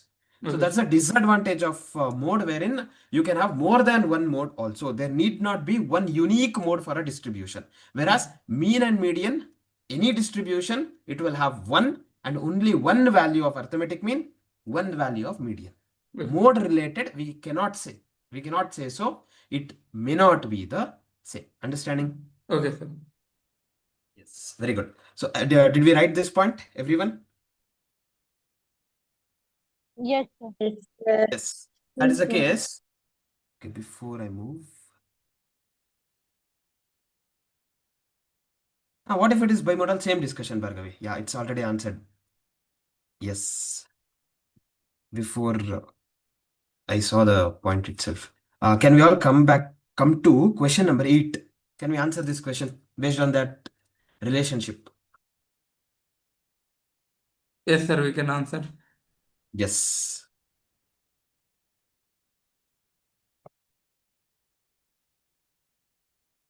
$24.5. Very good. Vikram, Jivan, correct answers. The 24.5. Sajjot, very good. Risha Shettikar, correct. Sahana R, Apurva Jogi, Dhanush, Ganavi, Ashika, Chinmay KS, Pranav Pai, Balakrishna SB, Sunil Kumar, Annapurna Nayak, Amit, Geetanjali, KS Tanushri, Nandita Bhatt, Faiza, Prapti, Nagapriya, Bhargavi N. Correct answers. Good. Meena correct. Samvriddhi correct. Bhavesh, Vikshita, Tanushri, Kavya, Diksha, Naveen. Good. Yes, Tanish, correct. Okay, simple. They have just given us the relationship y is equal to 2 plus 1.5x. They have given us mode of x as 15. We know mode of y is 2 plus 1.5 into mode of x. That is 2 plus 1.5 into mode of x is 15. 2 plus 15 into 1.5 is 22.5 plus 2, 24.5. That's the answer. Did everyone understand? Yes, sir. Yes, sir. Yes, sir. Yes. Fine then. So if that's the case, we'll discuss one more important concept concerning mean, median, and mode. There is a relationship between mean, median, and mode. Okay, they call it empirical relationship between mean, median, and mode. What is that relationship? It says mean minus mode is equal to 3 times mean minus median. That is the relationship. Okay, this is very, very important from examination perspective. Multiple times they have asked questions. Further, it need not stop at this particular point. We can further simplify it. Okay, further simplify it and also write mean minus mode is equal to, open the brackets, 3 times mean minus 3 times median. Correct? Then I'll bring both towards LHS. Mean minus 3 mean minus 3 median. If I bring this side, it will be plus 3 median. If I send minus mode, the other side will become plus mode. So mode is equal to 3 median. Mean minus 3 mean is 2 mean. Mode equals 3 median minus 2 mean. Okay, these two relationship, these two expressions are very important for us. Depending on what kind of information given, accordingly we'll have to apply. Sometimes they would have directly given us mean minus median. Then we'll apply this formula. Sometimes they would have given us median and mean. Then we have to apply this formula and get the answer. Okay, so this is the empirical relationship. Write down.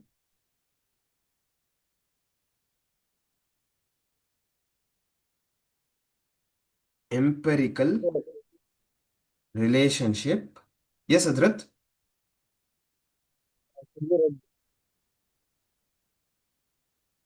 Not audible properly. No, there's some, I think, some network issue.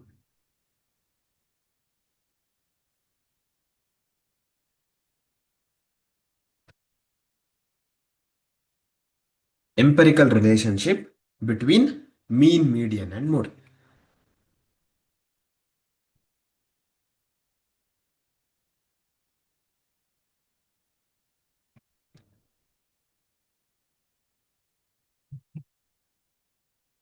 Yes, Adrat, we have to write. That can also be written, Ramesh. No problem.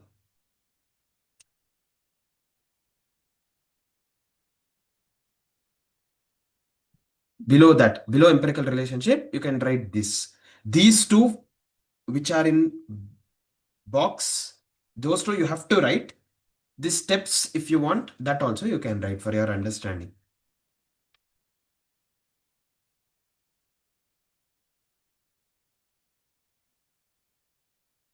Sir, the very first one is already derived. Like mean minus mode is equal to 3 mean minus median. Correct. What happened? I didn't get your point, Faizal. Sir, mean minus mode is equal to 3 mean minus median is there. No, that is already derived one, sir. You're talking about this? No, above that. Before that. Above that. Yes. See, this is the starting point of the relationship. Okay, that's the starting. Yes.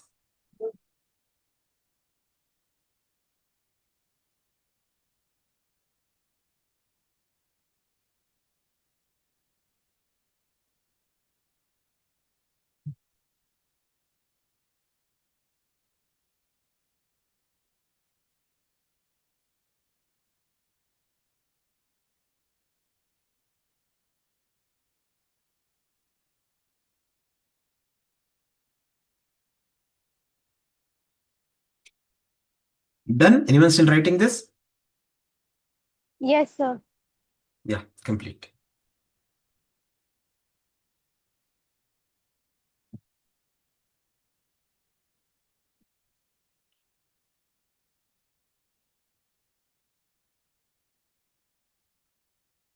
Done, sir.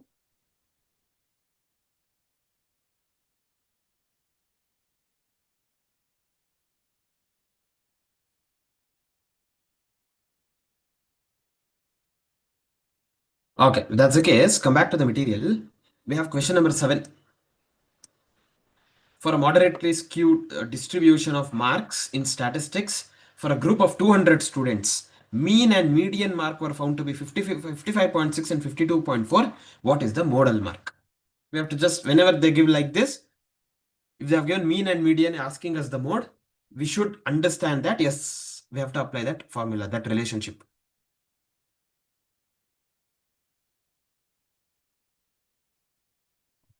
Can we calculate the mode?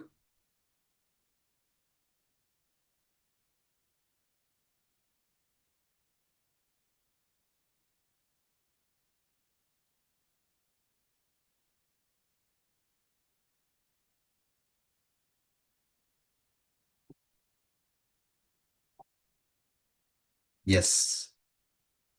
Very good. Vikram, Atharva, Dhanush. Sir, 46. Yes, Jivan. Ganavi. 46. Yes, Bhavish. Sahanar, you have to recheck. Yeah. Trisha, correct. Surya Teja, correct. Swati, correct. Chinmay KS, correct. Murugesh, correct. Nandita Bhatt, correct. Prapti, correct. Amit SB, Annapurna Nayak, Pranav Pai, Gitanjali, Samvriddhi, good. Kavya, Tanushri, Nagapriya, Shri Rama, Shri Nitya,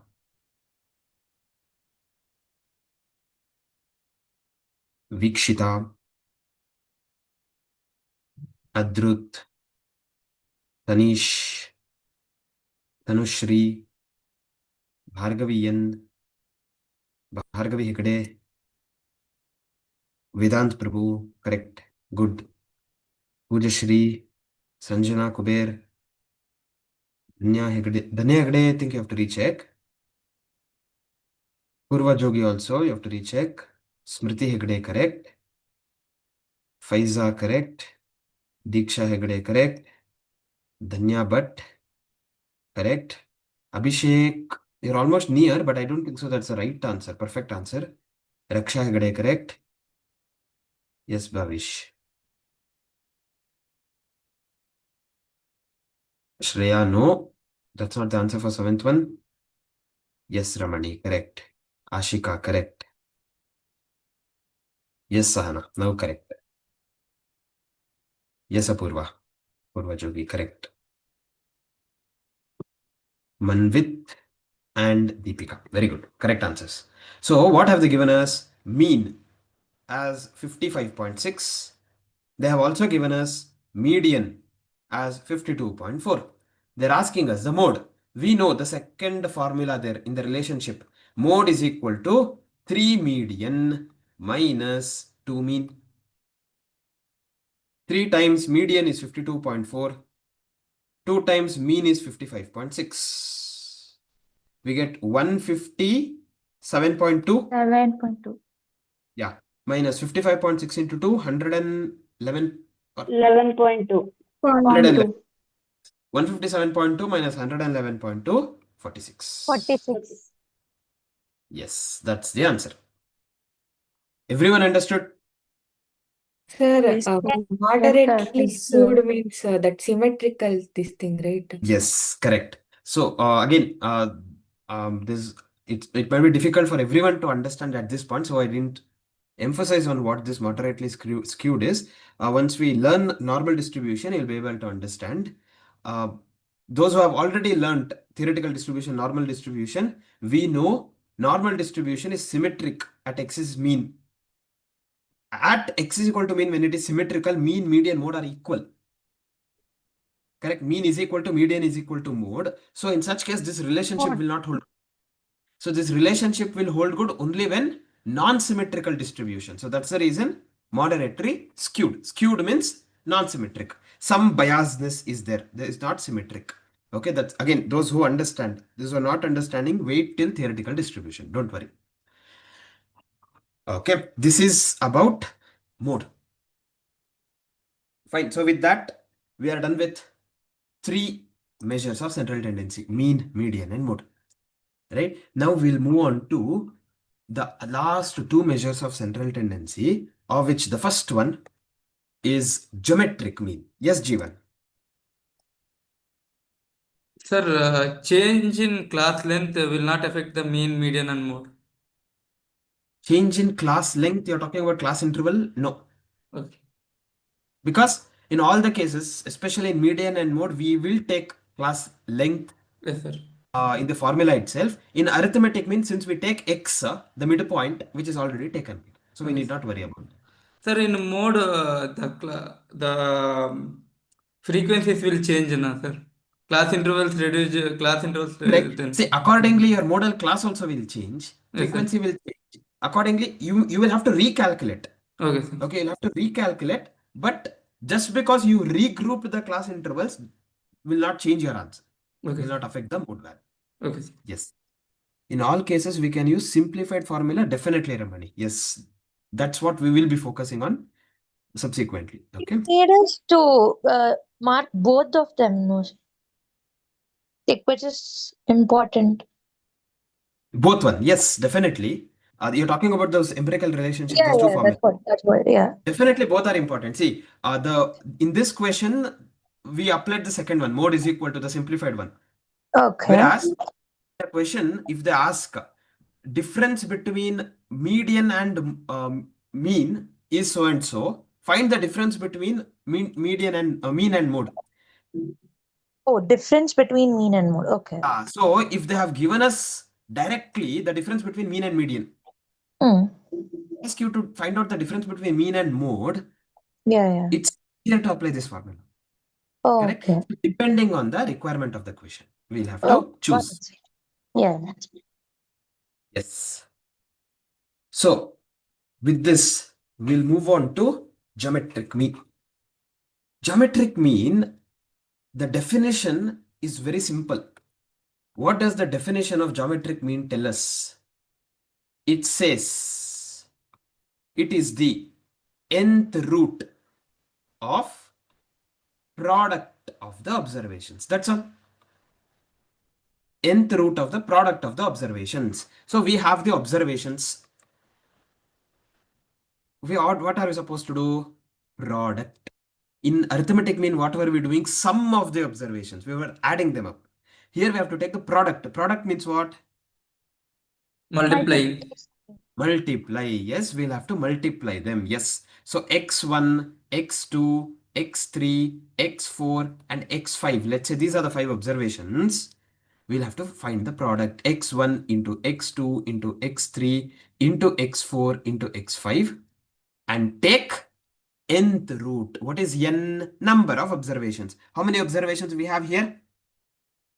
5. 5. So we'll have to take fifth root. We'll have to take fifth root, right? So will we be able to calculate fifth root in the normal calculator? No, sir. No, sir. No, Scientific not error. straightforward. Correct? So geometric mean related calculation based questions normally will not be asked. 99% they won't ask. Balance 1% there's a chance that they ask. What will they ask? They'll ask either 2 values or 4 values. 2 values if they ask us to find out geometric mean of 3 and 5, can we 3 into 5 product? Yes, sir. How many 15. what root I have to take? Root 15. What root? Two. What root? Square. Square root. Square root. There are only 2 observations. Can I take square root in normal calculator? Yes, sir. Yes, we have a square root symbol in the calculator, right? You have to just apply that.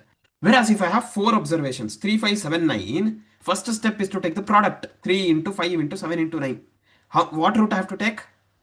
4. 4 root. How do I take 4th root in the normal calculator? 2 times the root. Yes, square root 2 times if we hit, we get 4th root. That's all. Okay, so beyond that, they will definitely not ask. Okay, we are only talking about raw data.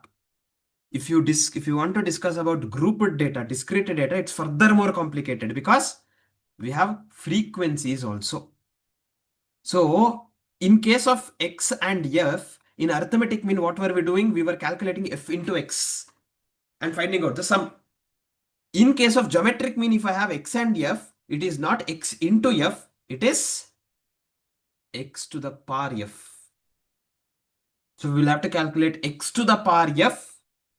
Then individually it's not adding, it's multiplying. x1 to the power f1 into x2 to the power f2 into x3 to the power f3 and so on. Take nth root of that. So these things are not possible for us to solve using simple discussion, simple calculators. So it's difficult to calculate. Hence, calculation base we need not worry about from examination point of view. Then what should we worry about? We should worry about the properties. They can focus on properties of geometric mean. Okay, before we learn the properties, we'll just write down the concept of geometric mean and then we can learn the properties of geometric mean. Write down the heading geometric mean. Meanwhile, Murugesh, 3 observations, cube root also is difficult.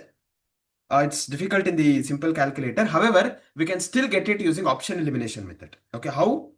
We will discuss that. Okay, we have during our subsequent classes, especially in revision sessions, those are the things that we'll be focusing on. No, Faiza. It's only normal calculator, scientific calculators not allowed. So we have to get used to normal calculators from now itself. If you have not yet purchase it now itself. We have to get used to it. Okay. Heading geometric mean. Below that, geometric mean is the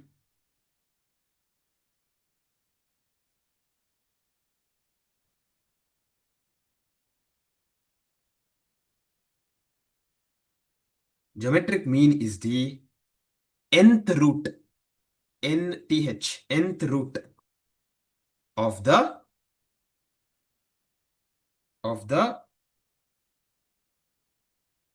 product of the observations.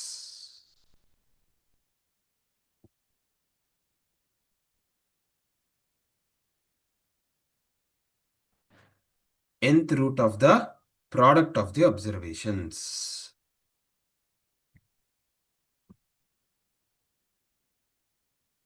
Below that, in case of raw data,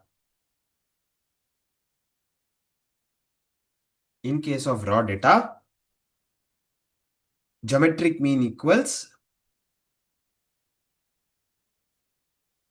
nth root of x1 into x2 into x3 into x4, so on up to xn. Sir, can you repeat from in case of? In case of raw data, geometric mean is equal to GM is equal to this square root, nth root x1 into x2 into x3 into x4 up to xn.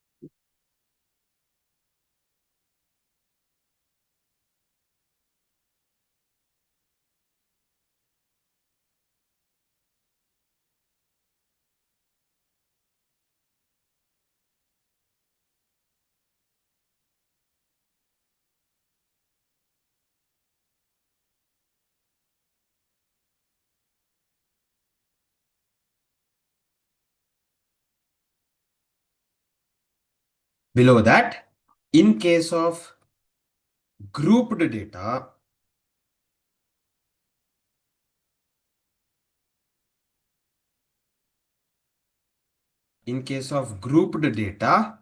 geometric mean is equal to capital nth root of x1 to the power f1 into x2 to the power f2 into x3 to the power f3, so on up to xn to the power fn.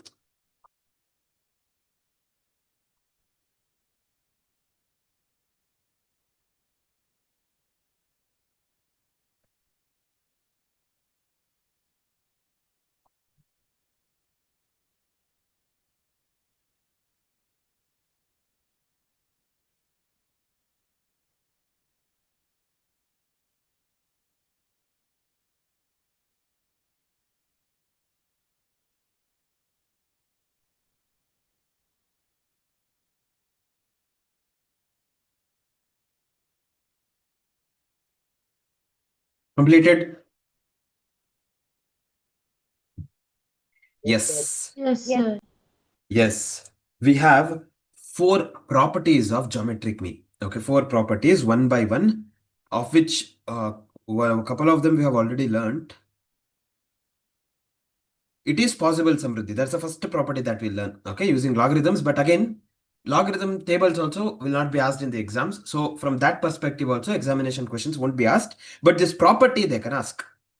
The first properties of geometric mean is, it says logarithm of geometric mean will be the arithmetic mean of logarithm of the observations. So how do I calculate geometric mean alternatively? You have the observation x, take the logarithm of it, find out the total, that is arithmetic mean, sum of the observations divided by the number of observations.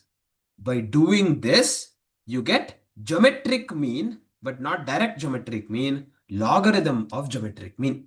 Once you get logarithm of geometric mean, how can I bring it back? Sir, using Anti-logarithm. Anti-log. Anti-log. Using anti-logarithm. That's how the property can be applied to get logarithm, to get rather geometric mean. Okay, so what does the property tell us? Logarithm of geometric mean is arithmetic mean of logarithm of the observations. Is that clear? Yes, that's the first property. Okay, can we write this down? Yes, sir. Write down first property. I'll first give you a point and then you can write this. Property below that, first one.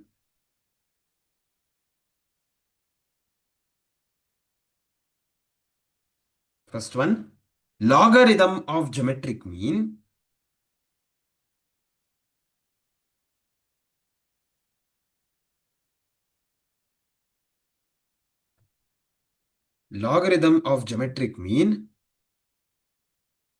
for a set of observations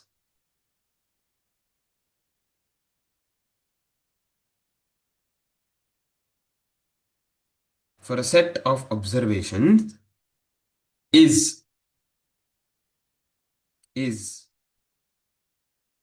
arithmetic mean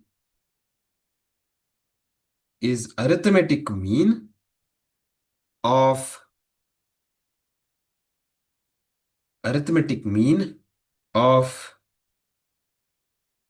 logarithm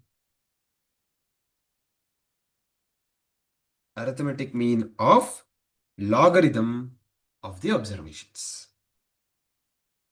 Arithmetic mean of logarithm of the observations.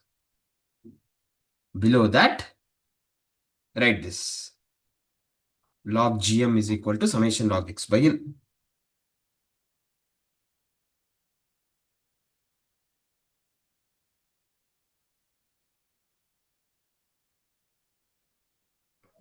Sir, Yes, Kushal. sir didn't understood the meaning of logarithm. Okay, what is logarithm? Yeah, we have that discussion later. Now, what is logarithm? It's a different way of presenting numbers. Okay, different way of presenting numbers. It's like a different language in mathematics.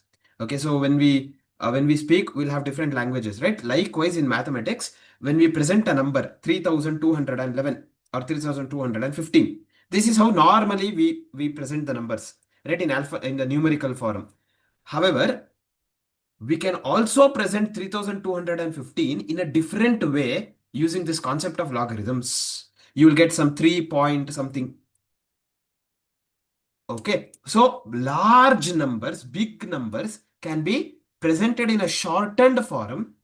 Do all the mathematical analysis that you want, and then again reverse it back using a concept called anti-logarithm, and then get the final answer. Simplification. Okay, that concept, one of the concepts of simplifying is logarithms will be present a number in a different form. Okay, as of now, that is sufficient for us. We have that chapter in mathematics. We'll discuss about it. Okay, sir. Yes. So this is logarithm of geometric mean is summation log x by n. That's the first property. Second property we have already discussed. Now, if I have 2, 2, 2, 2, what would be the geometric mean? 2. 2 itself.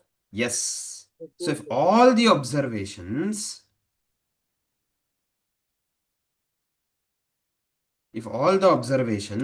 are constant,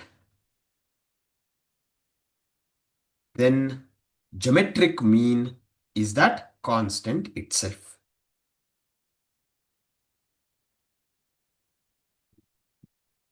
If all the observations are constant, then geometric mean is that constant itself. Second property. You can write this down.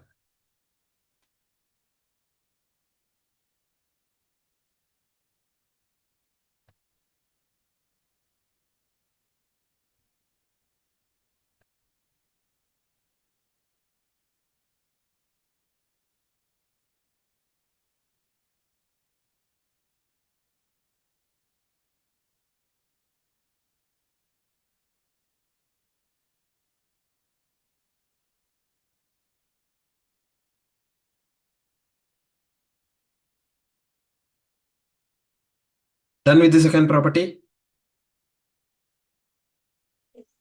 Yes, sir. Yeah. Third property is very simple. Okay. If there are three variables, x, y, and z, related like z is equal to x into y. Following Chinmay? Z is equal to x into y. Then you can, if you know the geometric mean of x and geometric mean of y, you can calculate the geometric mean of z as geometric mean of z is equal to geometric mean of x into geometric mean of y. Geometric mean of x into geometric mean of y. Same way, the same three variables x, y, and z. If z is equal to x divided by y, instead of x into y relationship, x by y relationship, then geometric mean of z equals what it would be? Geometric mean of x divided by. Okay, simple properties. straightforward questions can be asked here. Okay, can write these two. Property number 3. If z is equal to x into y, then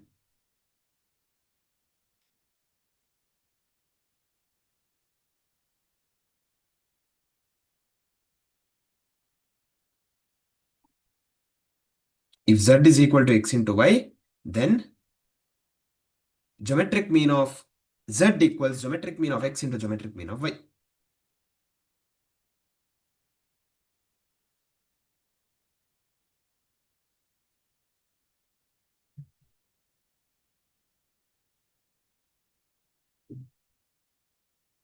Geometric mean of x.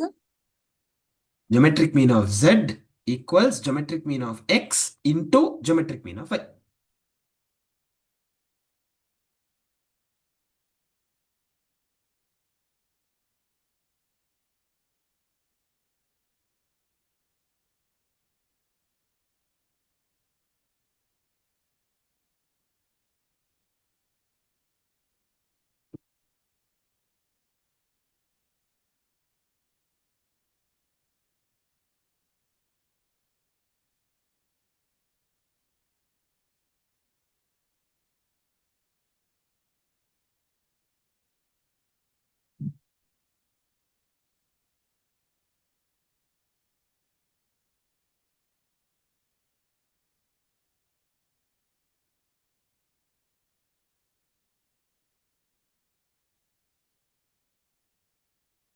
Same way, fourth property, if z equals x divided by y, geometric mean of z equals geometric mean of x divided by geometric mean of y.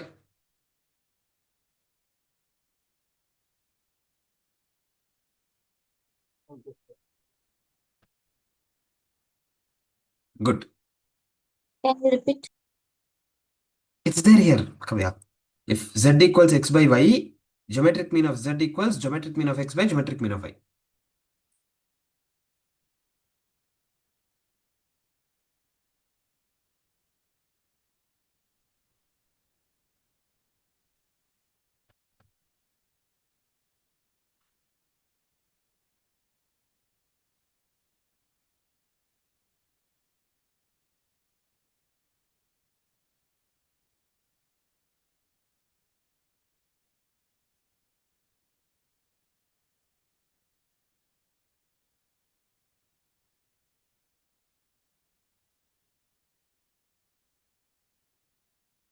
Done. Yes, this sir. is it. Okay, this is it about geometric mean. Now, we will move on to the last measure of central tendency, which is harmonic mean. There will be straightforward questions, Ramani. They'll just say if z is equal to x into y, which option is the correct option? They'll have given geometric mean of z is geometric mean of x plus geometric mean of y into geometric mean of y minus geometric mean of y divided by geometric mean of y. That's how the questions would be normally from Not this. calculation based question, sir. Calculation based, very rare. Even if they ask calculation based, okay, if you want, you can take down a couple of examples. Okay, about those raw data, write down. Example. Yes. Yeah, example 1. Calculate geometric mean. Calculate geometric mean of 2 and 8.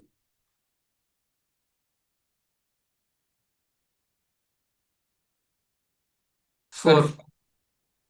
Very good. 4.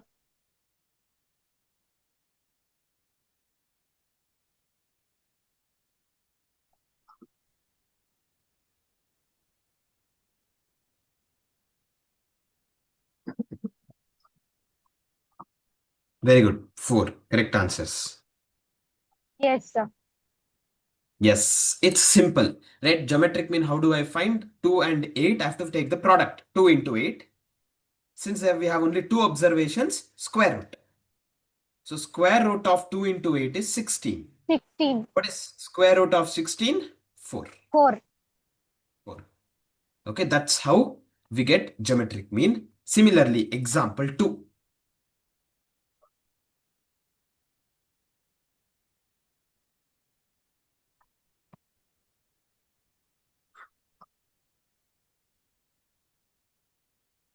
Example 2. Find the geometric mean of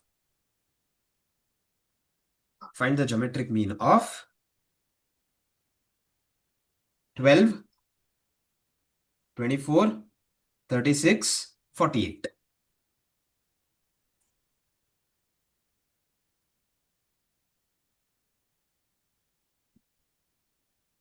$26.56.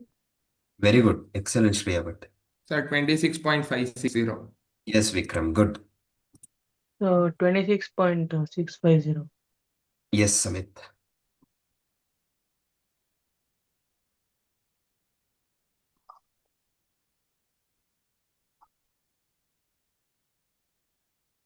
Yes, Sharath. Good. Correct, Sahana. Simple. What are we supposed to do? First step is taking the product.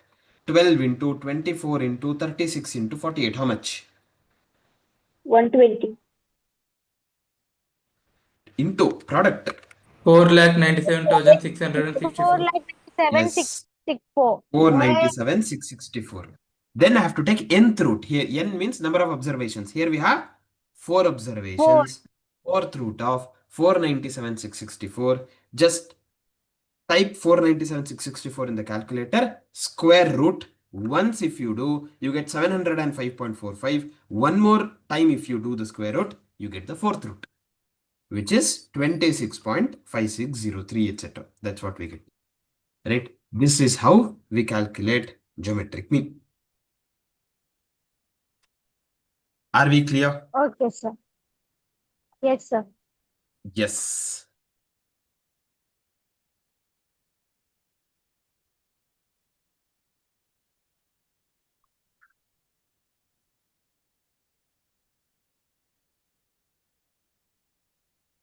Very good. Okay, so with that, we can move on to the last measure of central tendency. Shall we? What with the last measure that we have is harmonic mean. Now, what is this concept of harmonic mean? The definition of harmonic mean says it is the reciprocal of arithmetic mean of reciprocals of the observations. It is the reciprocal of arithmetic mean of reciprocals of the observations. If we understand this formula, or rather if we decode this formula, you'll get, decode this definition, you get the formula of harmonic mean. How do we decode it? Normally, observations are denoted as what in statistics? X. X. Observations are X. Number of observations are is N. Correct? Observations are X. Reciprocal of the observation means? 1 by X. By X. Very good. Reciprocal is 1 by something. Correct? 1 by X. Yes. Then arithmetic mean of reciprocals. Arithmetic mean. How do I find out the arithmetic mean of 1 by X? 1 by X by N. Summation X by N. Summation 1 by X by N. Sum of the observations. Correct? Summation 1 by X by N is arithmetic mean of the reciprocals. Reciprocal of the arithmetic mean will be? N by summation of 1 by X. N divided by summation 1 by X. This is the formula of harmonic mean. Sir, can you explain it please again? I'll repeat. Now, observations are denoted as X. Reciprocals of the observation. Reciprocal. If I have 2, reciprocal of 2 is 1 by 2. So, if I have X, reciprocal of the observation is 1 by X. If I have X, how do I calculate arithmetic mean? Summation X by N. If I have 1 by X, how do I calculate arithmetic mean of that reciprocal? Summation 1 by X by N. Sum of the observations divided by number of observations. So arithmetic mean of reciprocals is summation 1 by X by N. But the definition says it is the reciprocal of the arithmetic mean. So summation 1 by X by N's reciprocal will be N divided by summation 1 by X. That is how we calculate harmonic mean for normal data, raw data. In case of discrete data where we have frequencies, small n becomes capital N, divided by summation 1 by x becomes f by x. That's all. That's the only change. Instead of normal variables, we'll have frequencies also along with that variable. Okay, these are the two formulas that we have in harmonic mean. Everyone clear? Yes, sir. Yes. Yes, Write sir. down. Write down harmonic mean.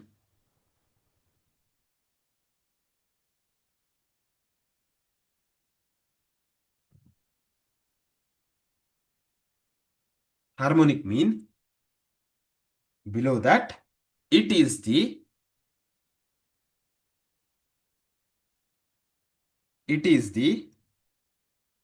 reciprocal of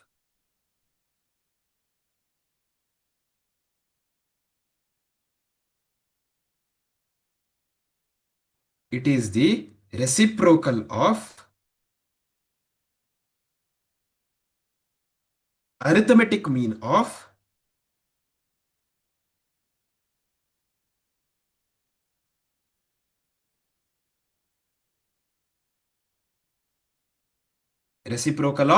arithmetic mean of reciprocals of the observation.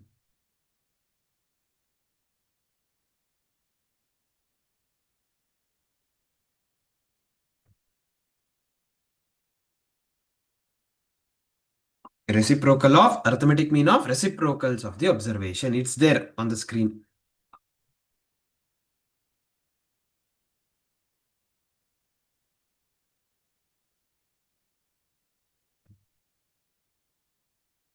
Below that, in case of raw data,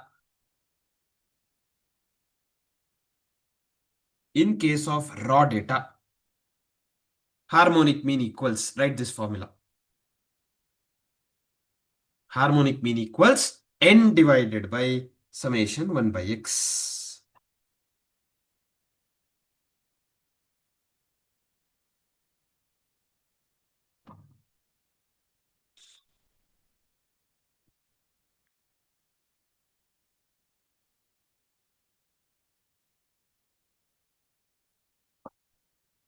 N divided by summation 1 by x.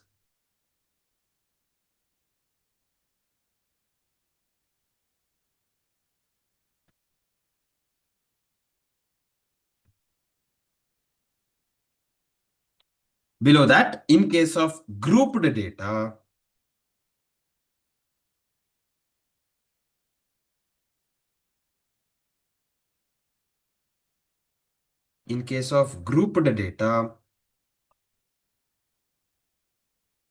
below that, this formula. Harmonic mean is capital N divided by summation f by x.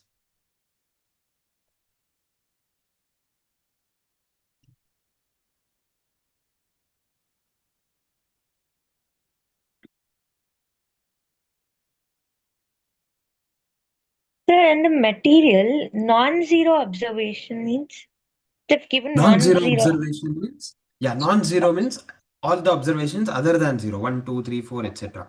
Why? Okay. Because when we take reciprocal of 0, we get 1 by 0, which is infinity.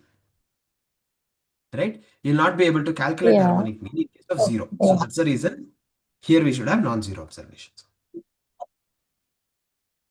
Okay. Yes. Anyone still writing this? No, sir. No. Okay. If that is the case, come back to question number 9. Simple discussion. Find the harmonic mean for 4, 6, and 10.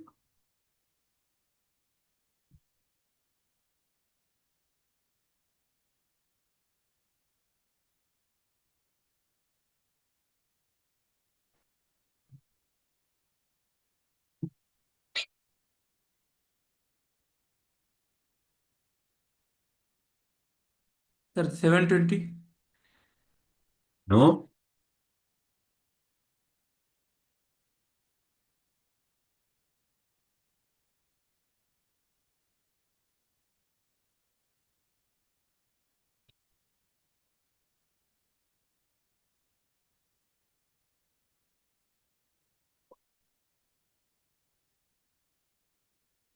That's 6.666. No. Very good. Pranav, correct answer. Sir, 0.14. No. No. Ganavi also have to recheck. Dhanush Hegde correct. Trisha Shettigar correct. Sir, Swati MC. 7.715. No, Agastya. Swati MC may be the correct answer, but you have rounded it off. If you can get it in full. Atharva correct. No, Kavya. Annapurna Nayak correct. Nandita Bhatt correct. No, Ramesh. Srinitya correct. Good. Arpita Hegde correct. No, Abhishek. Amit Vishnu correct. Very good. No, Tanushri. Bhargavi N correct. Bhargavi Hegde correct. Danya Hegde correct. Smriti Hegde correct. Danya Bhatt correct. No, KS Tanushri. You have to recheck. Apurva Jogi correct. Manvit correct. Navami correct. Faiza correct. No, Samruddhi. No, Bhavish. Rachana correct. Sharat correct. Sahana R correct. No, Kavya. Tanushri RN is correct. Chinmay K is correct. Ganavi correct. Shreya, no, you have to recheck. Vedant Prabhu correct. Good. No, Tanish. No, Kushal. Sri Rama correct. Geetanjali correct. Good. Vikram correct. Good. Kaushal correct. Jeevan correct. Good. No, Vikshita. Nagapriya correct. Good. Prapti again, I think it's almost correct. Round off because of round off. Okay. How do we get this? We have 3 observations, correct? 4, 6, and 10. Now, what is the formula that we have discussed? Harmonic mean is n divided by summation 1 by x. What is n here? Number of 3. observations. 3. 3. Number of observations, which is 3, 1, 2, and 3. We know the values of x, 4, 6, and 10. They're asking us summation 1 by x. If x values are 4, 6, and 10, what would be 1 by x values? 1 by 4, 1 by 6, 1 by 10. They're asking us the sum of it. Summation 1 by x will be 1 by 4 plus 1 by 6 plus 1 by 10. Yeah, which is correct. 1 by 4 is 0.25. 1 by 6 is 0.16667. 116. Yes. 0.1. Similarly, 1 by 10 is 0.1. If you add them up, you get 0.5167. 5167. 0.51667. Correct. So, what is n3? What is summation 1 by x? 0.51667. 3 divided by 0.51667 will give us 5.806, somewhere around that. If we have got 5.81, 5.8 is right. Okay, that's how we calculate harmonic mean.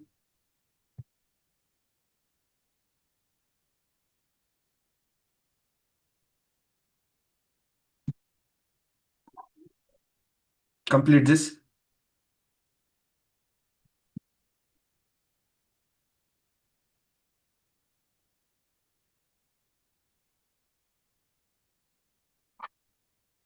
Did everyone understand this? Yes. Yes, sir. Yeah. Yes. Anyone still writing this? Yes, sir. Yeah, complete.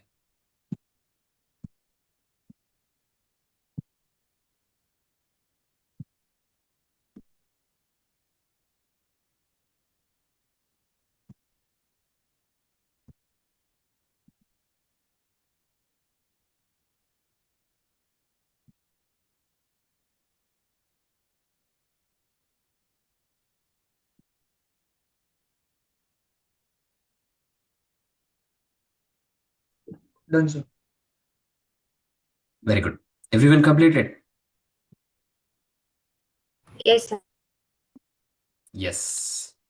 Okay. What is this?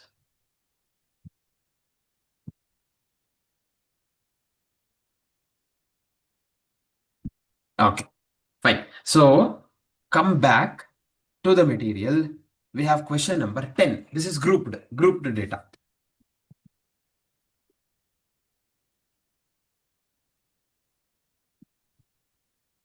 Okay, we already have good amount of answers. Good.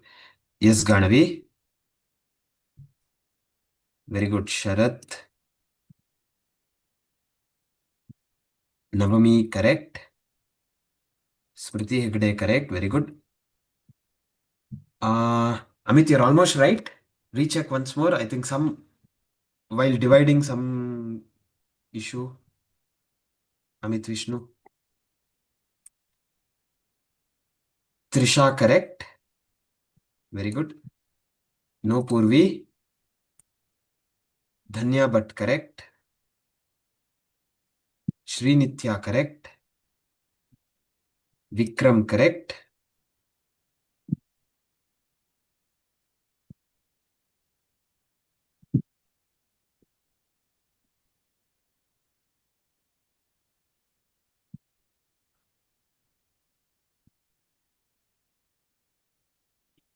Purva Jogi, correct. Sahana are correct.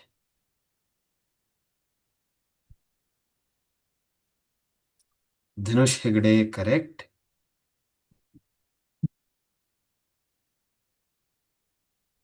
Samriddhi, that's the answer for 10th one. Then no, you have to recheck.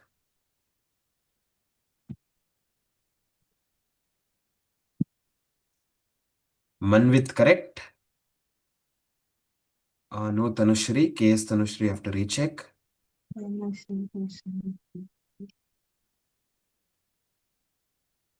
Annapurna Nayak, correct. Swati MC, correct. Pranav Pai, you have to recheck. Agastya, correct. Tanushri RN is correct. No Gitanjali. Nagapriya, correct. Prapti, correct. Vikshita, correct. No Bhavish. Purvi, correct.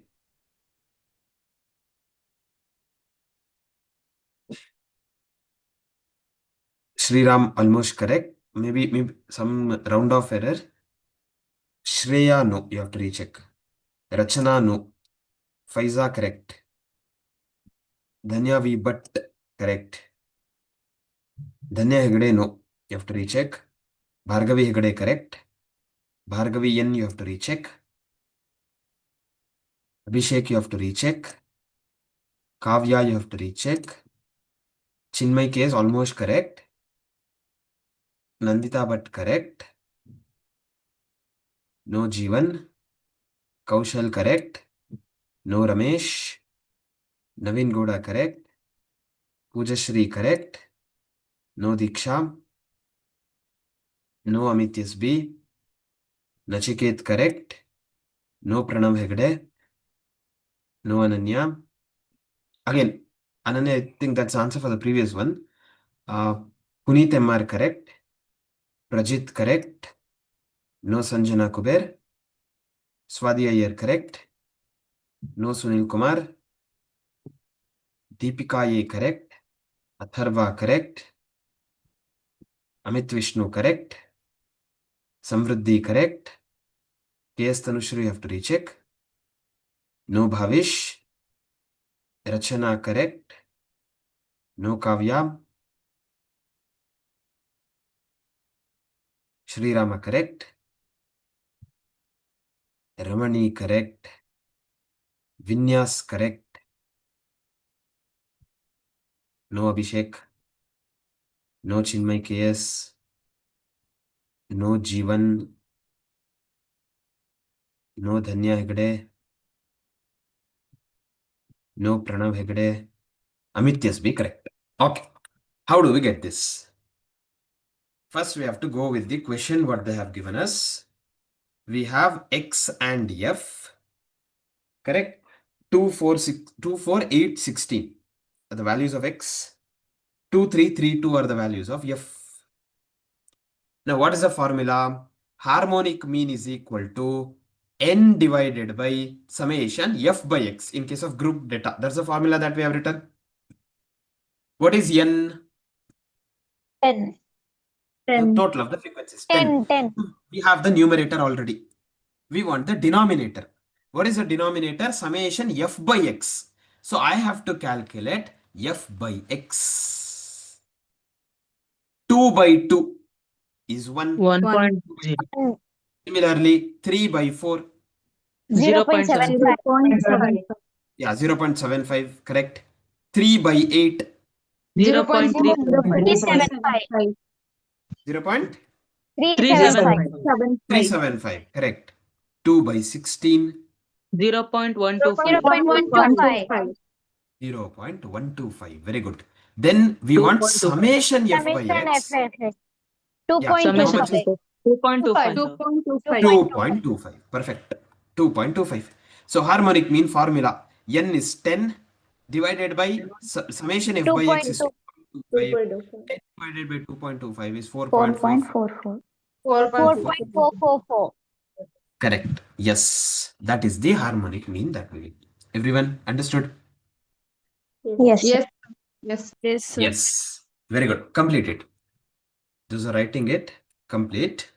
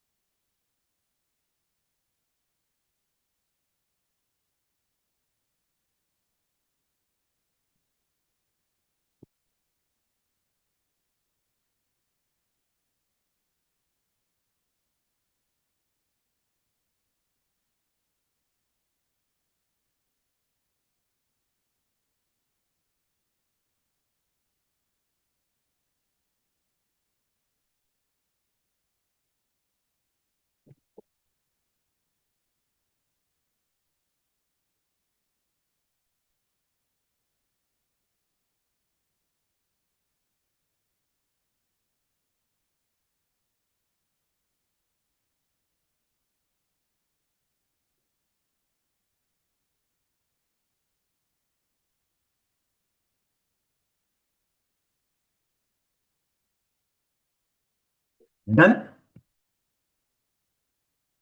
Yes. Yes. This completes our discussion on harmonic mean also. Okay.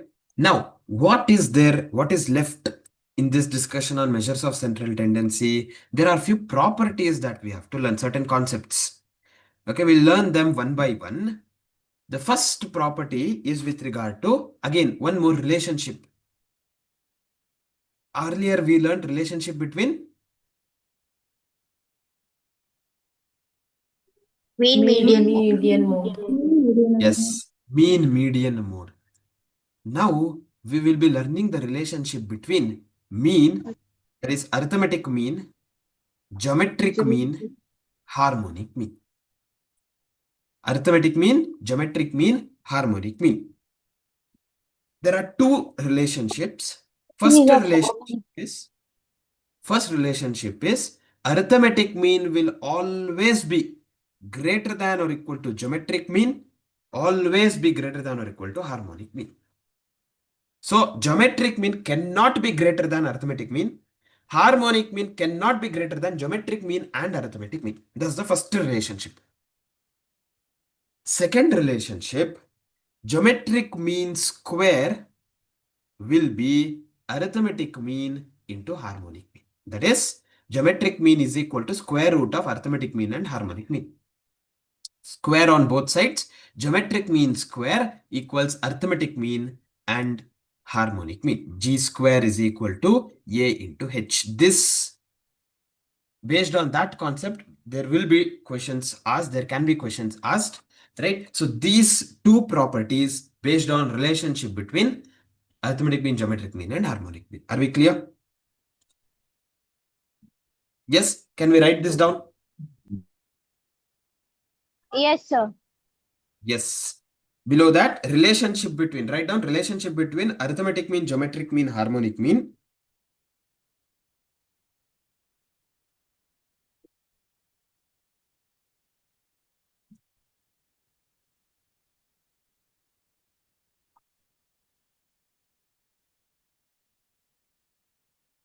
Arithmetic mean, geometric mean, and harmonic mean. Below that, first relationship, you can write this. Arithmetic mean, always greater than or equal to harmonic mean, always greater than or, sorry, always greater than or equal to geometric mean, always greater than or equal to harmonic mean.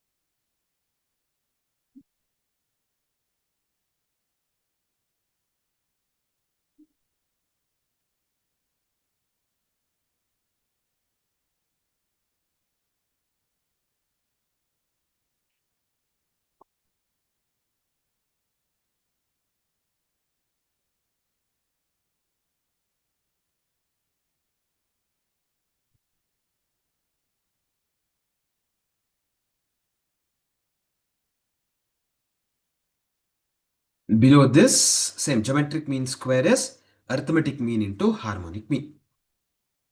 That is g is equal to square root of a into h. Below that, g square is equal to a into h. Second one. It's here, second one. Yes, Kavya, correct.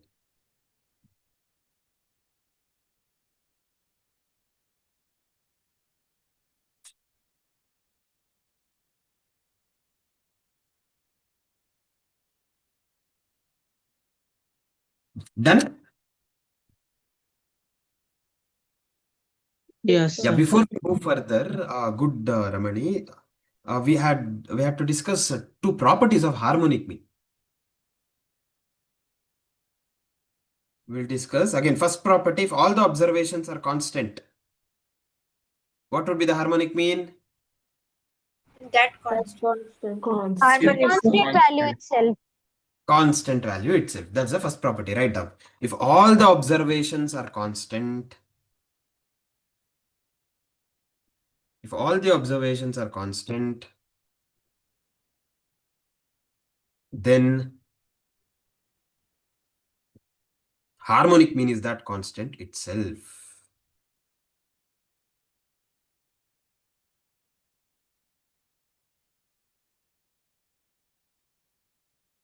Harmonic mean is that constant itself.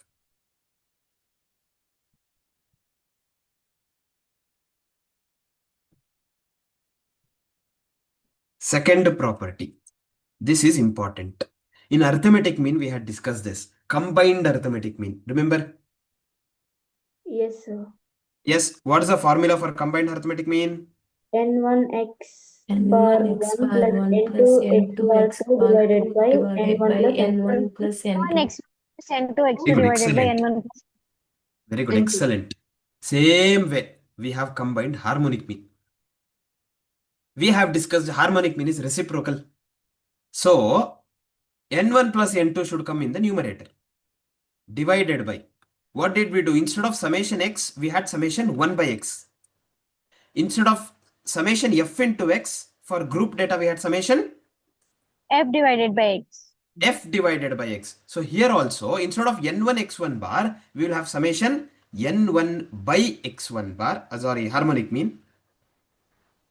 n1 h1 instead of x bar, harmonic mean, right? n1 by h1 plus n2 divided by h2. There is no summation because we have only specific set of observations. So n1 plus n2 divided by n1 by h1 plus n2 by h2.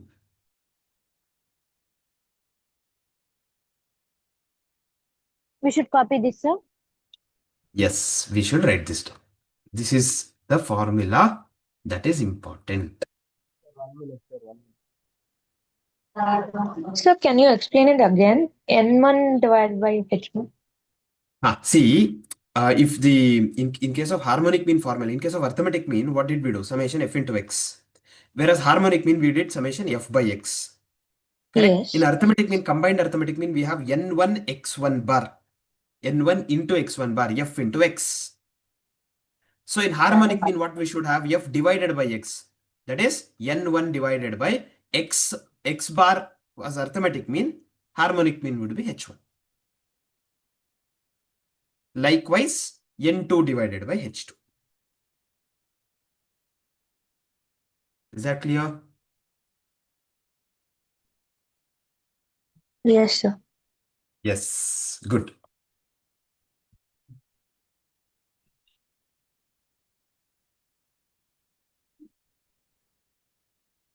Below that, completed. Yeah, below that, take an example. If there are two groups,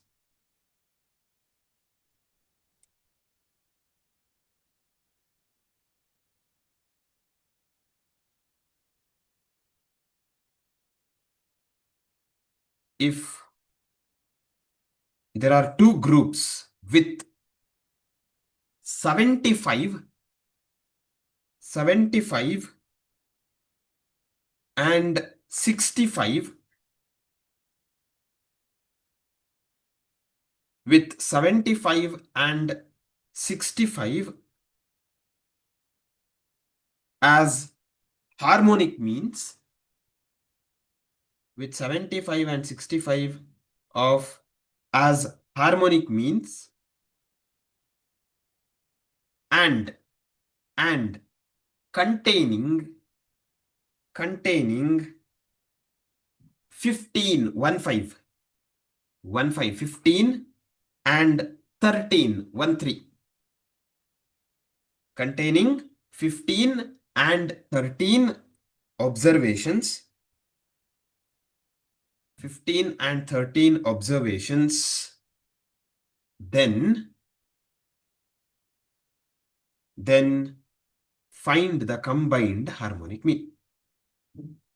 So containing 15 and 13 observations, then combined harmonic mean is, find the combined harmonic mean. So what have they given us? There are two sets of observation, two groups. 75 and 65 are the harmonic means. 15 and 13 are the observations. You have to find out the combined harmonic mean. No, Atharva? Sir, No, 70. Puneet? Very good, Jeevan.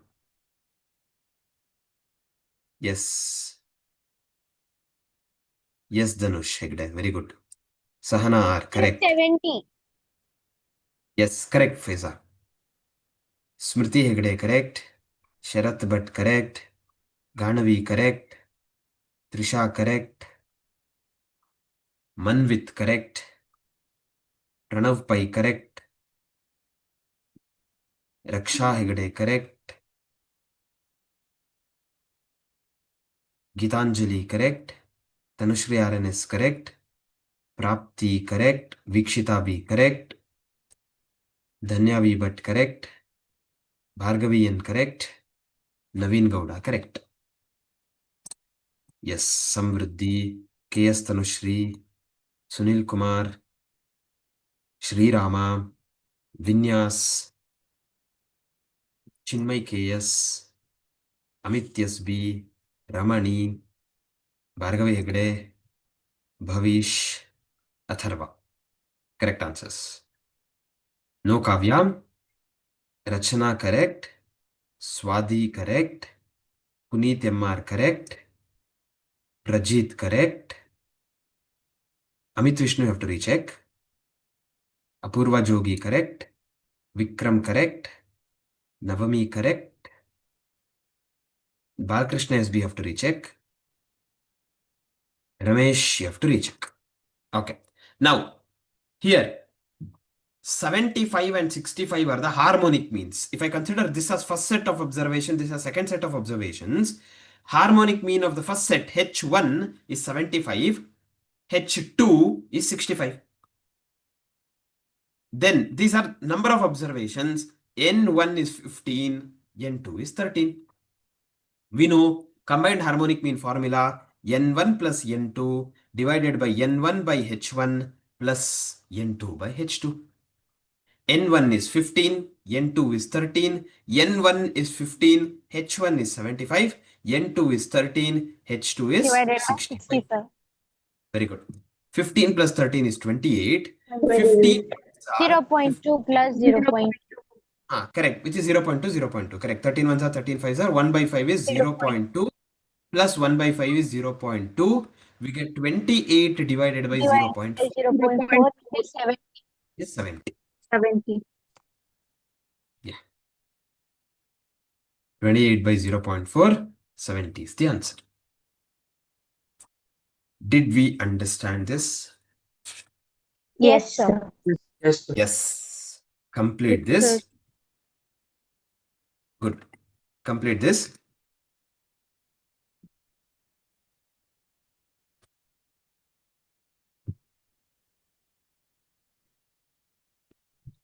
Those who are done with this, we'll discuss one more question. If we have 1, 1 by 2, 1 by 3, so on up to 1 by n, find the harmonic mean.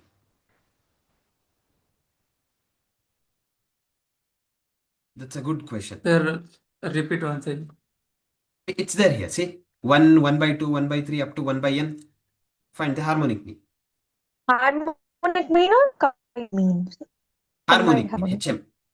No, Okay. there's no combined here. It's only one set of observation, no? Normal harmonic mean.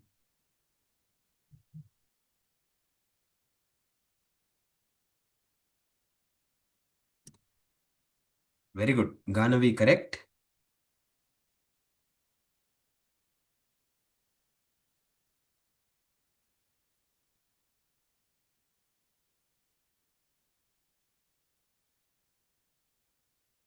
We'll discuss that, Amit. No, Atharva, you can simplify.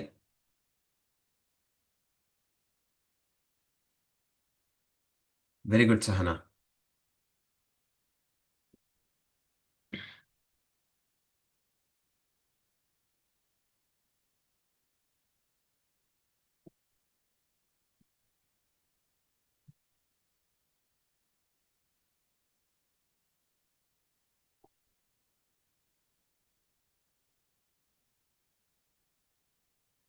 Yes, Pranav, correct.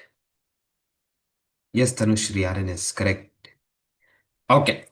It's a little standard question. Okay, we'll discuss. Now, 1, 1 by 2, 1 by 3, 1 by n, these are x values, observations, correct? We want harmonic mean. Harmonic mean formula is n divided by summation 1 by x. So I want 1 by x value. What would be the 1 by x's value? What is 1 by x of 1? Reciprocal of 1? 1 itself. What is reciprocal of 1 by 2? 2. 2. What is reciprocal of 1 by 3? 3. Similarly, reciprocal of 1 by n is n. We don't want 1 by x. We want summation 1 by x, correct? Summation 1 by x will be 1 plus 2 plus 3 plus 4 plus up to n. What is this? Sum of first n natural numbers. Very good, Jeevan. Sum of first n natural numbers. We have a shortcut to find out sum of first n natural numbers. We have a formula. Sum of first n natural numbers.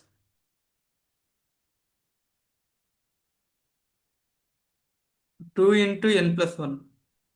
No. N into n plus 1 by 2. Yeah. N into n plus 1 by 2. This is a shortcut. See, if I have 1, 2, 3, 4, first 4 natural numbers, what is the total of this? 7, 9, 10. I can count.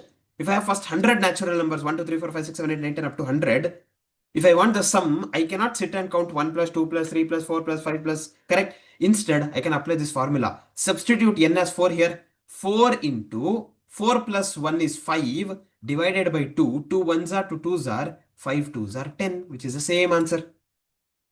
So, sum of first n natural numbers is n into n plus 1 by 2.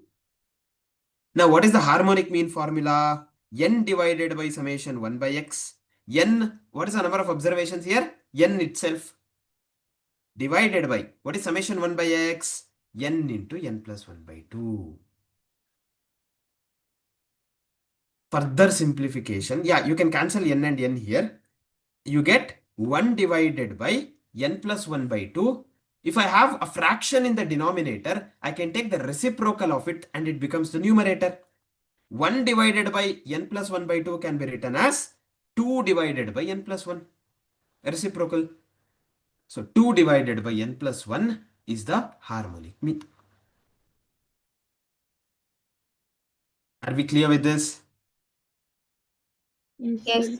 Yes, sir. Write this. Write this down. Yeah, write this down. With this, we'll conclude. Sir, Yeah. the number of terms are infinite, right? So why do you take n is equals to 4? No, that I just took to give you an example that this formula works for sum of first n natural numbers. Oh, okay, sir. Okay. Yeah. I just gave you an example. This is not required.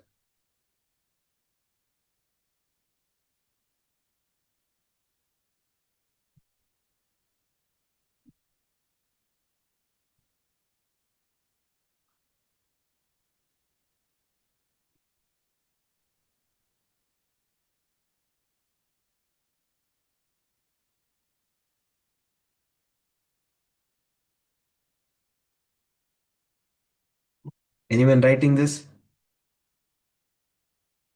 No, sir. Kavya No, sir. completed? Yes, sir. Yes, sir. Okay, excellent. Fine then. So we'll stop for the day. What is left in this discussion on measures of central tendency is few properties, especially the advantages, disadvantages, etc. That is what is left. And we have to solve 3-4 problems also, which we will do it in the next class. Okay, we'll continue with this discussion in the next class. Thank you. Thank you, sir. Thank you, sir. Thank you, sir. Thank you, sir.